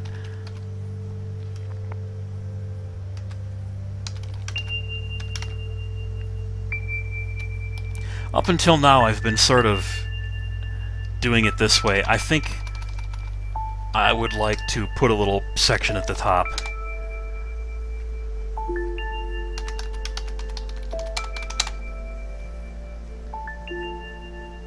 See, given this aircraft and how it was behaving, it seemed to have a pretty high landing speed.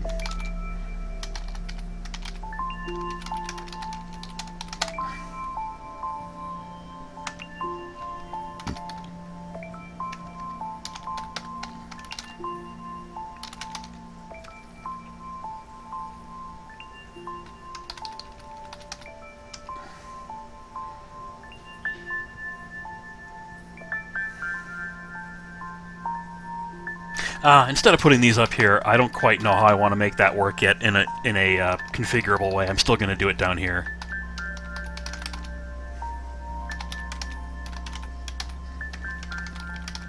So this is the final landing speed. Let's make the final landing speed. I think with this craft it looked like it was about 90. And then at each point along the way, let's see, what do I want the speed to be?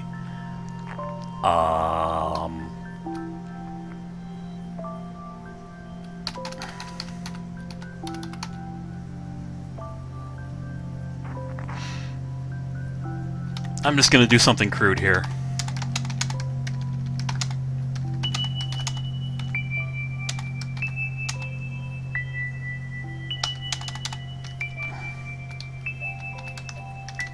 This can be made better later, but for right now, I want the intended speed of a waypoint to be the speed it should be approaching that waypoint at for that leg up to it.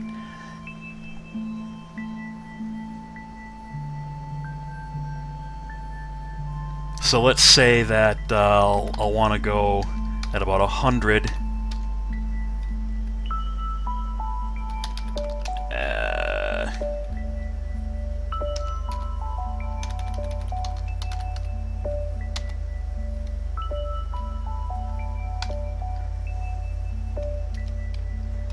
This is really cheesy. There's a better way to program this, but I'll get to it later.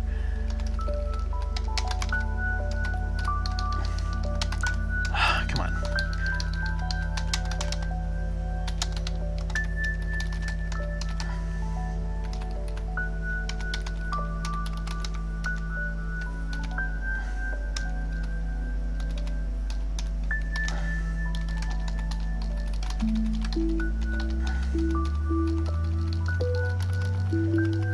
These are characteristics that, in the end, I will probably want to make a configuration file for, that I load a different configuration file to go with each plane.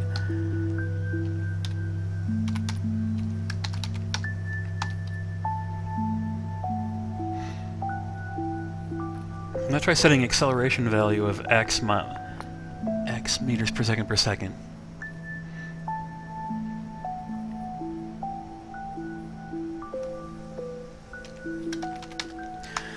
Okay, so my waypoints will now have an aim speed list, which, by the way, I should probably actually put there. So in addition to the waypoints having a geoposition list, an altitude above ground level list, and they will now also have a speed list to go with that, which is the speed it wants to try to hit on its way toward that point. And now, let's see if I can run this quickly and easily. Let's initialize the PID.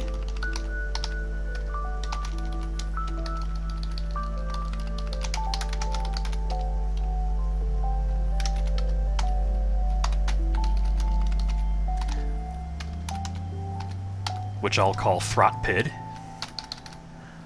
Let's think about how this works. It scales from 0, not -0, no such thing as -0, to 1.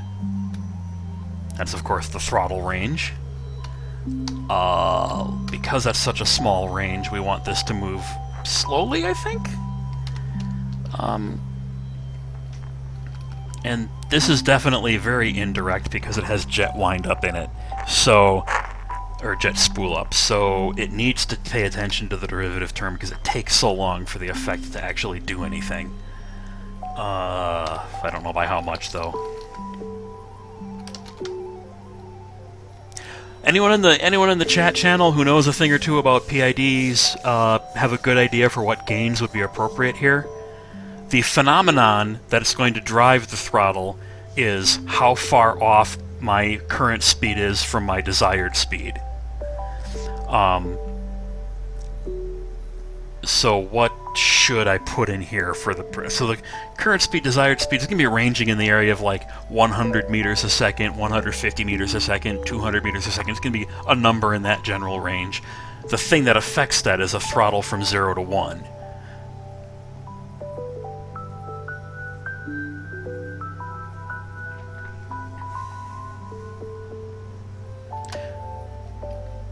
Go with low gains. Should the integral gain be more important than the derivative gain, or should the derivative gain be more important than the integral?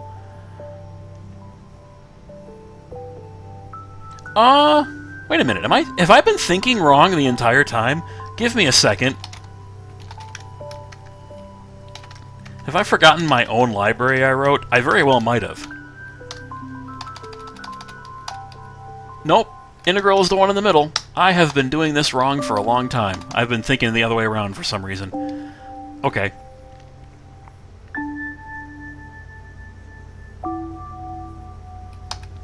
So so you're saying I should make the derivative gain irrelevant and go with straight PI?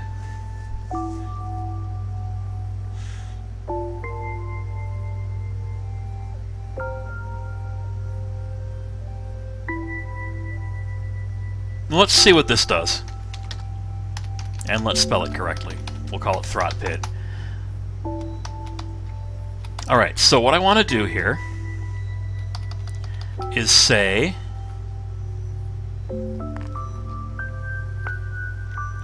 see how I've been doing this before. Want compass.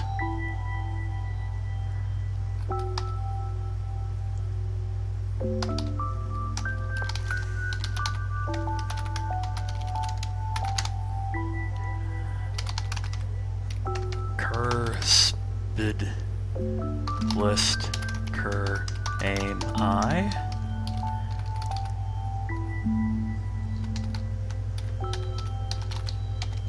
Let's make this look like the ones above for consistency.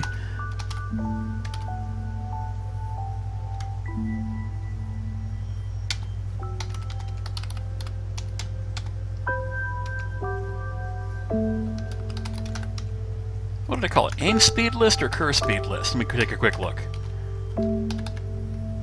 Aim speed list. Okay.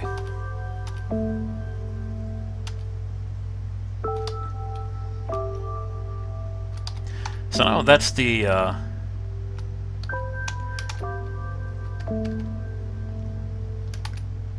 cur speed I want.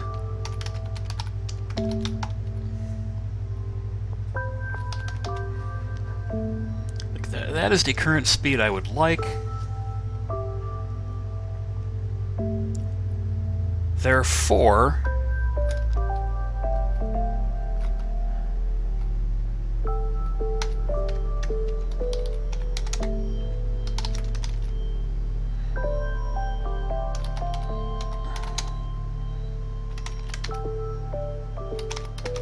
airspeed's a thing, right? Yeah.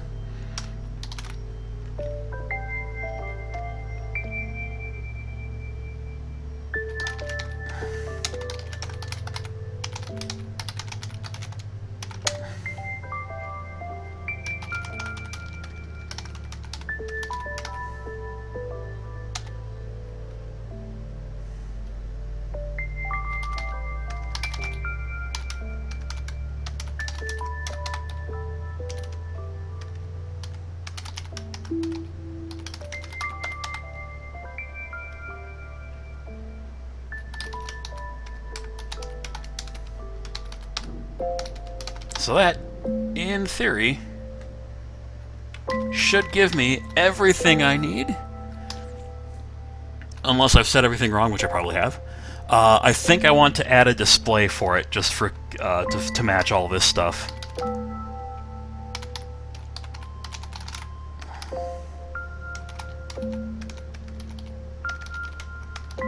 Because it's very hard to diagnose what's going on if you don't have these.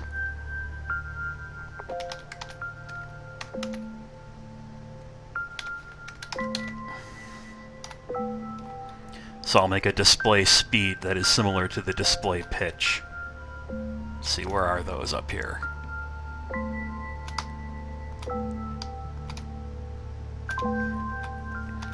Yeah, well, I may as well make it off of this one.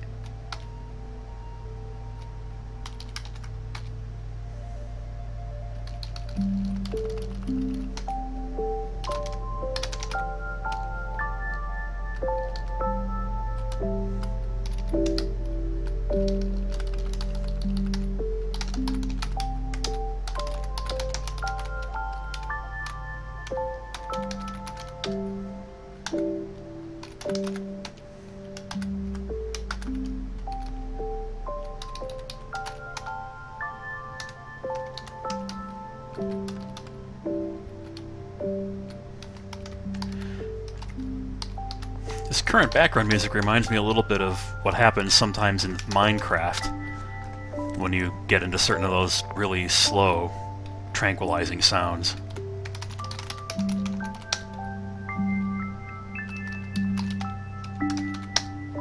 Alright, that's been enough changes that I strongly suspect that this won't compile right away. I probably made an error. Therefore, I will try running this on the ground first, just to check for syntax problems.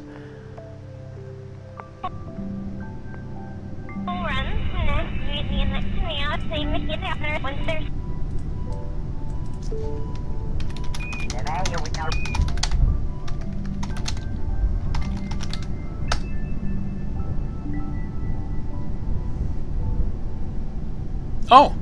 Wow, really? All that work and no syntax errors. It just went right to the end. The reason it did this is because it has a check for ending the loop when it detects that it has landed. So it runs into that right away when I run it on the ground. But the real reason I did that is to make sure I didn't have any syntax errors. I may still very well have errors, but...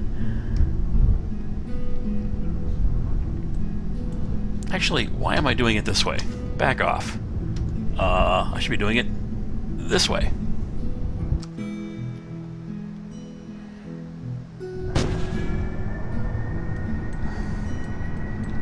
There's a reason we quick saved that.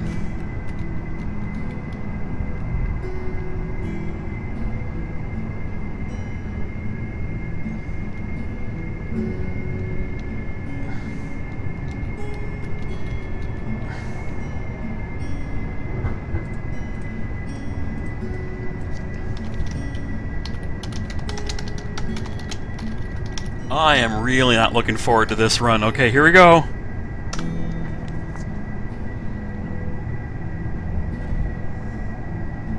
Whoops, wait. Undefined variable incur speed want at 262. Oh, no, wait. At 262. Hang on a second.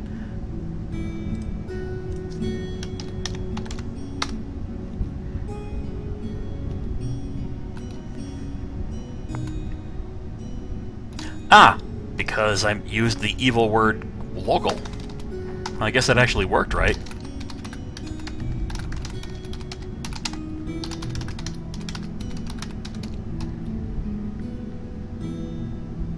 I'll just make it match the way the rest of them work.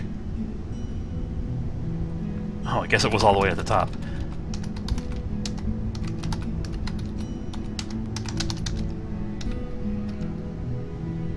Where's all the other want this and want that? Where did I do those? Yeah, there.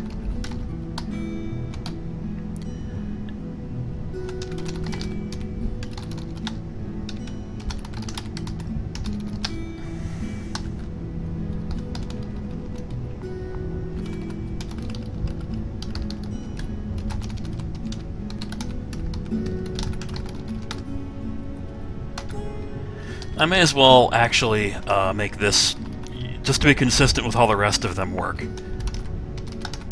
use the same name.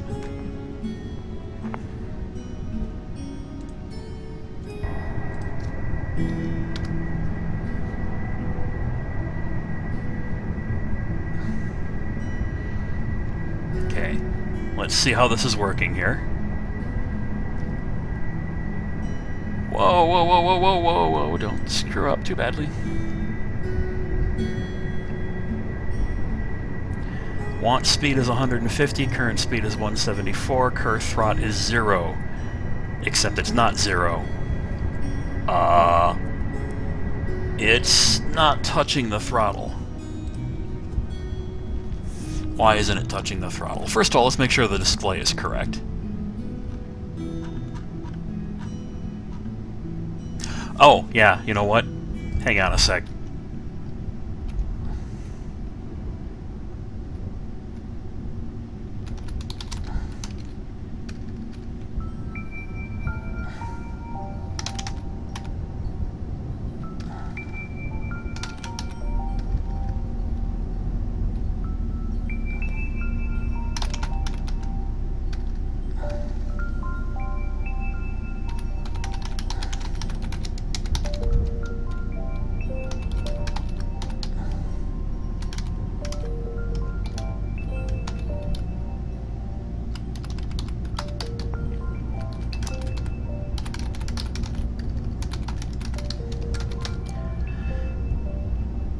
think I know the problem. You can set the controls, but you often can't read them.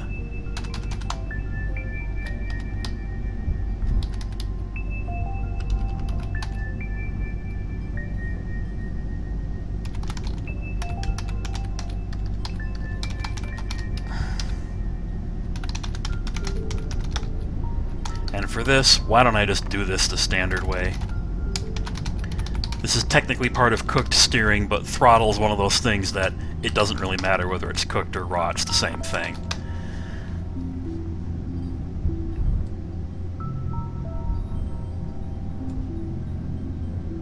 Okay, let's try this again.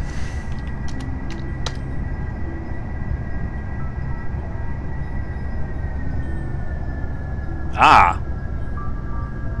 That I definitely heard the engine spool down there. Let's see how this goes. I said I wanted 150 meters a second. I'm wondering about integral windup here, because it's taking such a long time to fall down to 150. I'm wondering if once it hits 150, it's going to think it still needs to keep the throttle really low after that.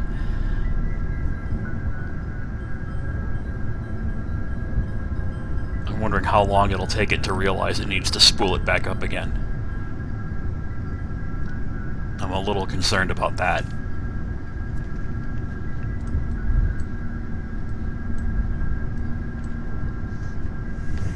Also, since we're running it at slow speed, even if it does work, it means this takes a lot longer to video, because we're going to be flying it in, you know, really, really slowly. Okay.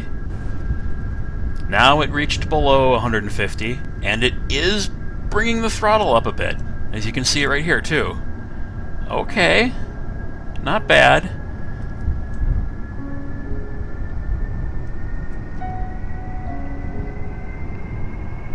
Oh, this thing has stall characteristics I didn't quite account for.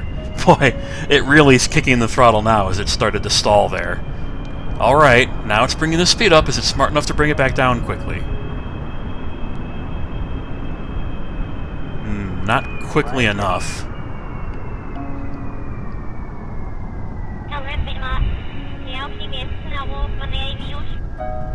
Okay, it's taking a little too long to respond to the throttle, but it's trying.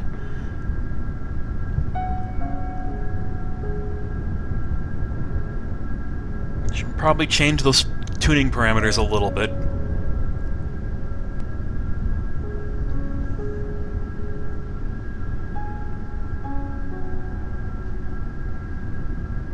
See what happens when it hits below 150 again.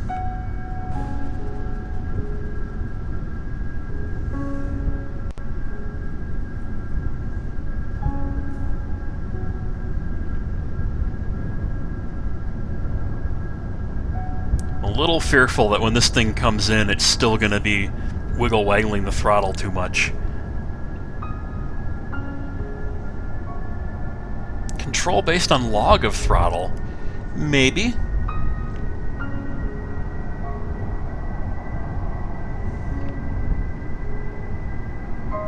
Oh, it's actually a little better on the throttle overrun than it was the first time. It's still throttle overrunning, but not as bad as it did in the first try.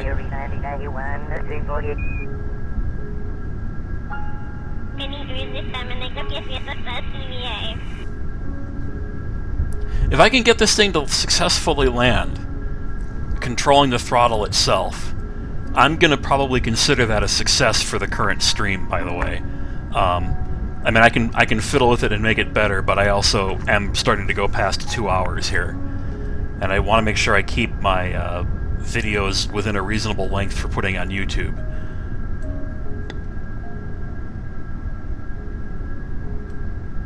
Okay. I wonder what it's going to do when I hit the point where I want a slower speed. There we go. Now I only want 95. Look at that. Slightly pitched up. Oh, that's beautiful. It's coming down a little too low. Oh, wow. It sped up a little bit to handle the fact that it was dropping too much. Hey!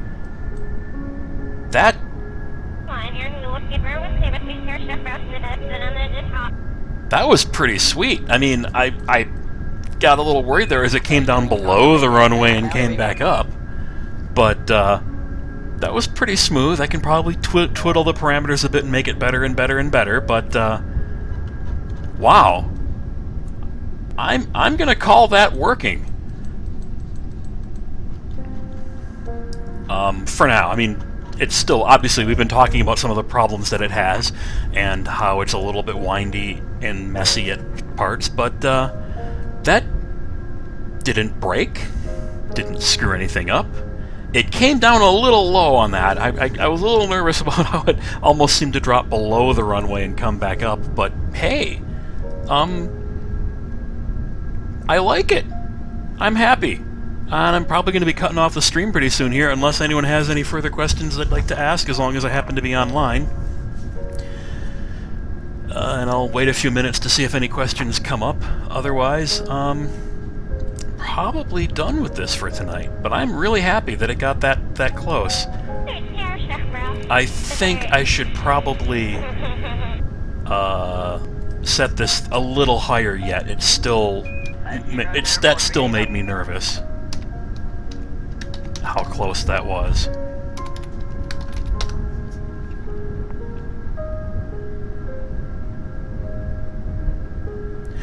Yeah, oh, well, we got someone who just joined. That's unfortunate. Yeah, I set aim points, coordinates, and everything. Here, let me just, now that I got this working, let me just run one more landing really quick. I should be able to do it without fiddling anything. However, I think I am, no, you know what? I'll leave it like it is. I'll see if it works on a second run. And then I'll cut the stream off.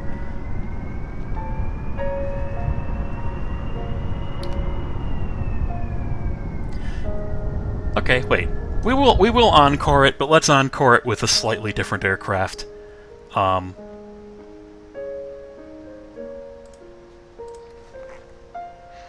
know that the tuning parameters will be a little different for this craft. But partly what I want to do is I want to see how it behaves with a slightly different craft.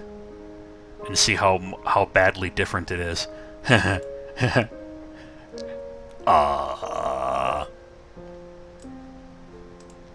Should we risk this?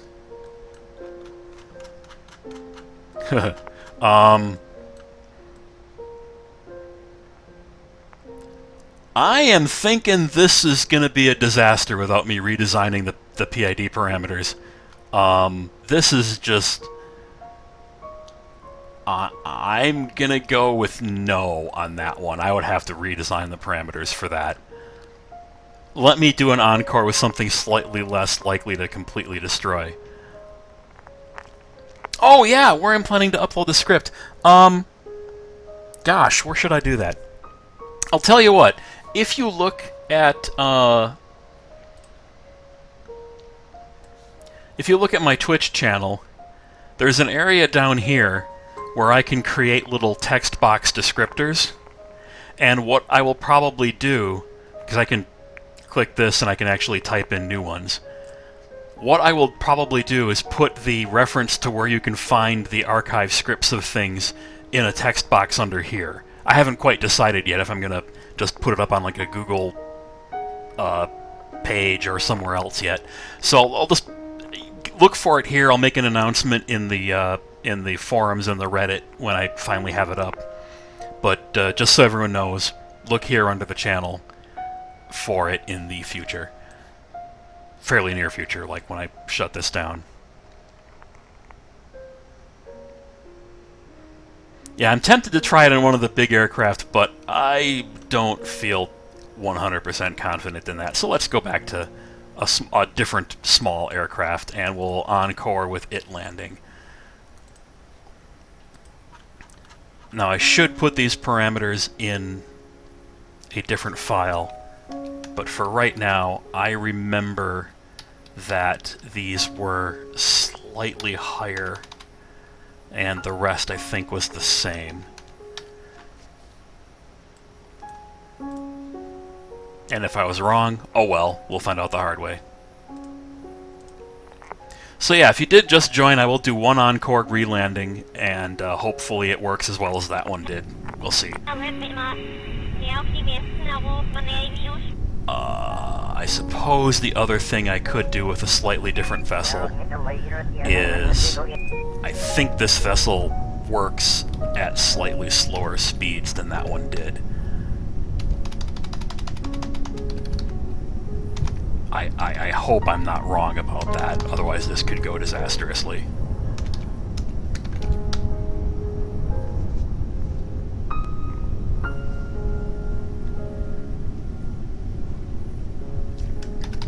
Let me double check that that is in fact a correct stall speed for this model plane.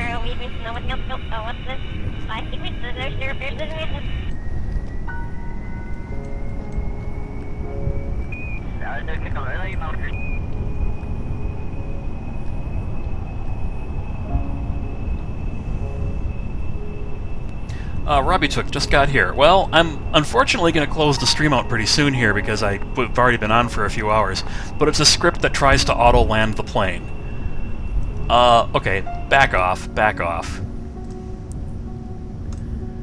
Apparently this is the version that has the landing gear in the wrong place. Hold on. This thing wasn't taking off because these were too far back.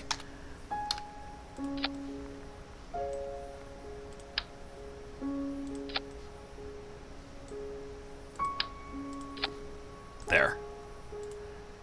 Save that this time. Alright, so I will just attempt one more landing and then we'll be done for today.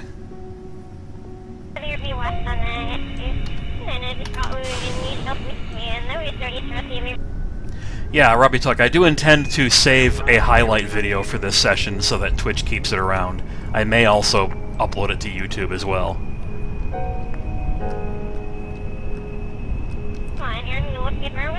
Okay, this thing can climb at only 70 speed, from what I just detected there. So, before I attempt to redo the landing, this vessel definitely needs different numbers for its landing speeds. Let's cut this down even further. I'm nervous about cutting it too low because I'm afraid of it crashing in the end. But this definitely... okay, fine, 60. I'm a little nervous about that. I really am.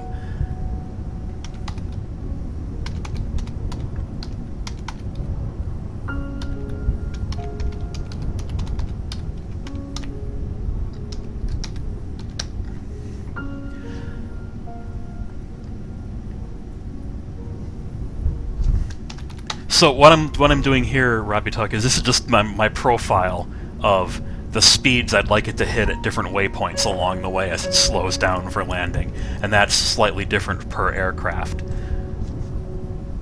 I haven't got it to where it can detect automatically what it should do. That I might not even ever go that far. I might just make it capable of being adjustable with parameters in the future. Whoa! Okay, there we go.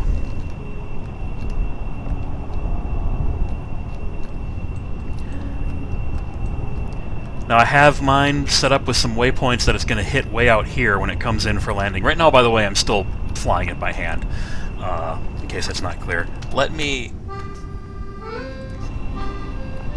That's an interesting background music. Alright, let me attempt this at the infamously dangerous physics warp, because I don't want to wait forever to get this out there.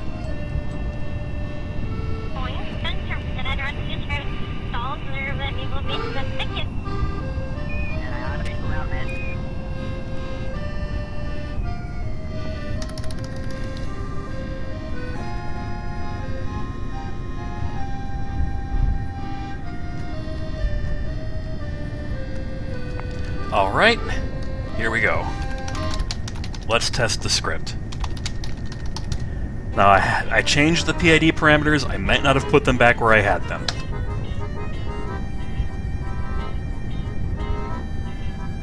We'll see if it flies okay. So there's the first waypoint.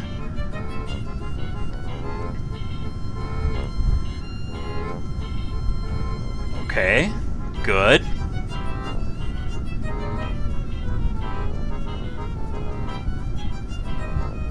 slightly oversteering, but it will correct eventually.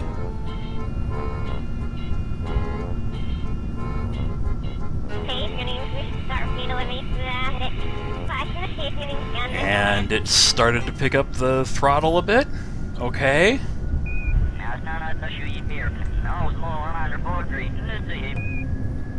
Yeah, something I changed in the PID parameters was going bad on the roll on the bigger ship, too. It's not quite correcting the bank quickly enough.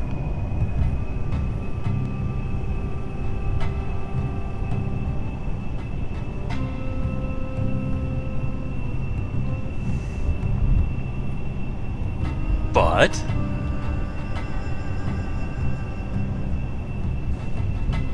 it does seem to eventually make it more sane, although it takes a little time.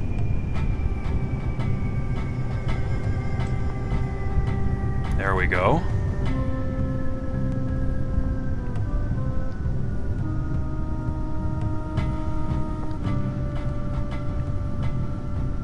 Most autopilots, from what I've heard from actual people who are pilots, most autopilots actually don't try not to touch the rudder much at all.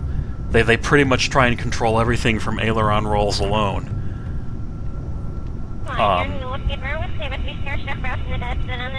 But then again, most real-world autopilots don't allow you to bank all the way over to 65 degrees. They try and do everything with much smaller, gentle action.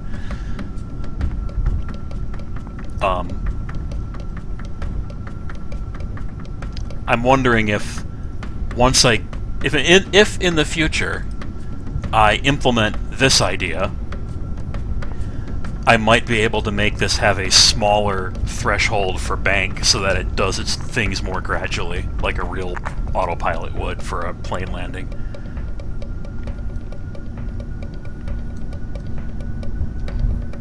Well, sure, they use the rudder to coordinate the turn, but you don't use the rudder for, like, small corrections. You know, I assume that, for example, if you had a crosswind, it would just deflect the aim into the wind and fly flat rather than using the rudder to do that.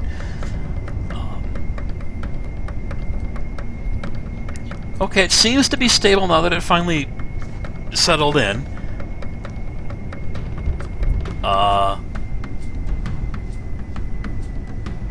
Let's see. Its speed control is still a bit wobbly now. The throttle doesn't respond to that as quickly as it needs to.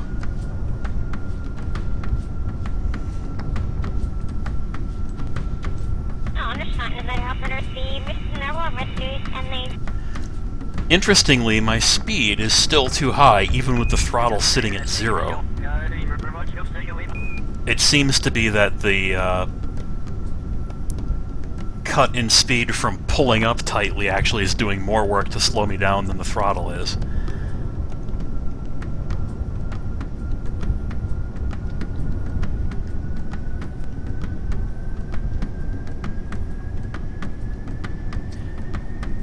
Yeah, I decided at the last minute to try this again with a slightly different ship and try not to change the PID parameters too much, but it needs them. Sorry for coming this late, but had severe lag. Welcome! Well, when you look at the feed, you'll see that I actually had a successful landing just a moment ago, and now I'm trying it again with a different ship design, one for which the current PID parameters aren't quite tuned to, which is why it's wiggle-waggling more than it really should. I suspect this may go seriously wrong on the very final end of the approach. When I go past an aim point and pick up the next aim point, it seems to overcorrect a bit before it gets settled in again. So I'm afraid that on that very last one, when it crosses the threshold and goes for the final landing, it'll suddenly bank really far right at that last point. I'm just predicting that'll happen. We'll see.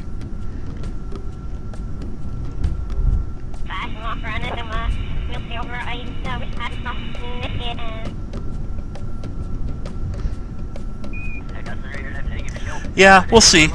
We'll see how this landing goes. It's taking a lot longer to do it this time because this ship is able to fly slower.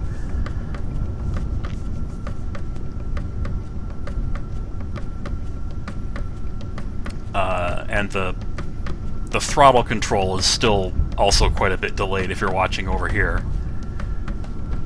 So depending on where that comes within its cycle, I may end up coming down on the landing and throttling up way too much to actually land properly. We'll see.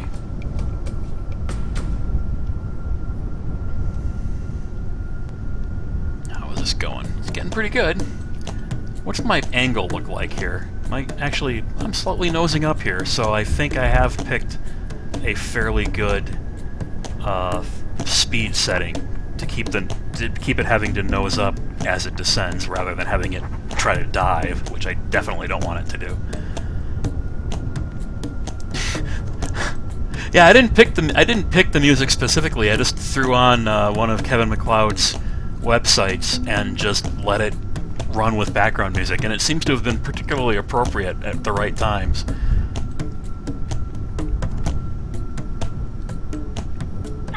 It's looking good. We'll see. I'm gonna set my final landing speed pretty low. I may have set it a bit too low. In the file, I set it to 60. That may be a bit too low. We'll see what happens. Okay, looking good. Looking good.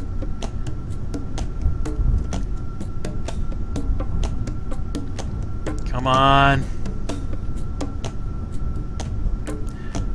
I'm using some of Space's hard utilities that are in kOS lib. Not all of them, but a few of them. Alright, alright. Let's get this out of the way. See how this is gonna do. Okay.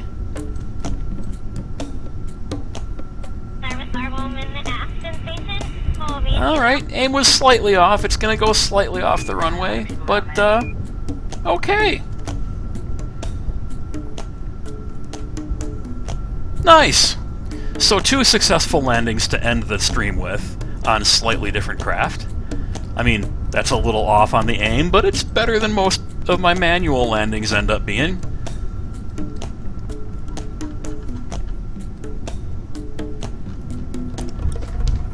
I'll take it!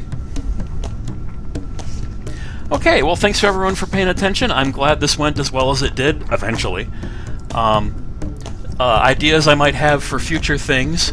As you've seen, I've basically put an awful lot of stuff in one script. Some of it is more generic and isn't specifically about landing, so I may pull this script apart and have like a generic utilities module and then just the thing that runs the landing. Maybe I will, maybe I won't, I haven't decided yet. I will definitely want to upload this script, that's for sure, and also the video that goes with it. I'm very happy of how well this went. Before I log out, I'm kind of wondering what I should do for my next episode. If there's anything anyone in particular wants me to show how it works.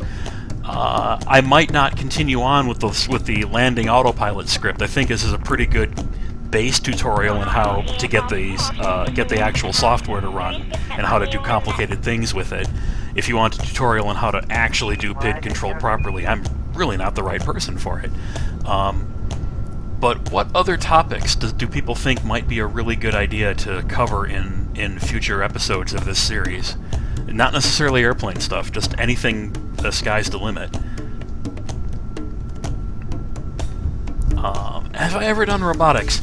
I don't really do a lot of stuff with Infernal Robotics, other than just to implement the original API for how you actually can talk to it,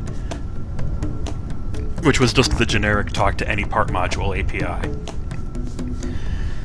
But I didn't really do much work with it other than just to test that that was working, so I had that one lander that automatically moved the landing legs up and down relative to each other to exactly compensate for the slope of the land so that it would stay level. But I didn't really do any walkers or anything more complicated than that. Docking in orbit, that might be a good one. That's one I've actually done myself as well.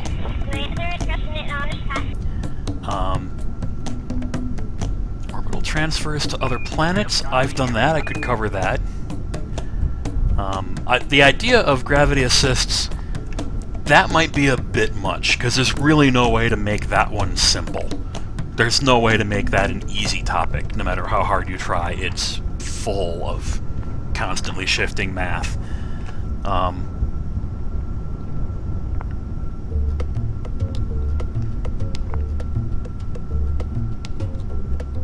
Identifying parts in the craft and monkeying with them. That might not be yeah, maybe I should do some more rudimentary ones that cover basic topics that aren't as complicated as trying to land the plane.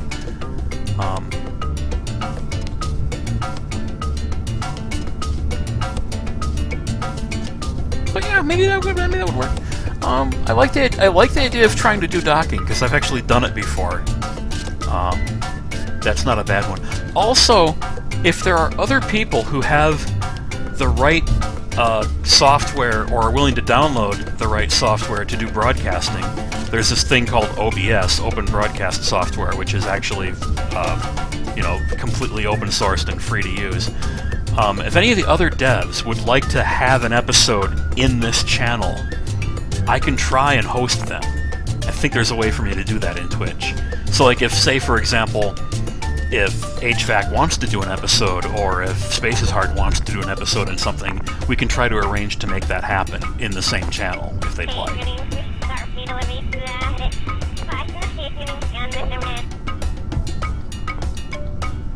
Well, anyway, I think I'm going to shut it down for now. I'm very happy that things went as well as they did, and thanks everyone for paying attention. I'm out.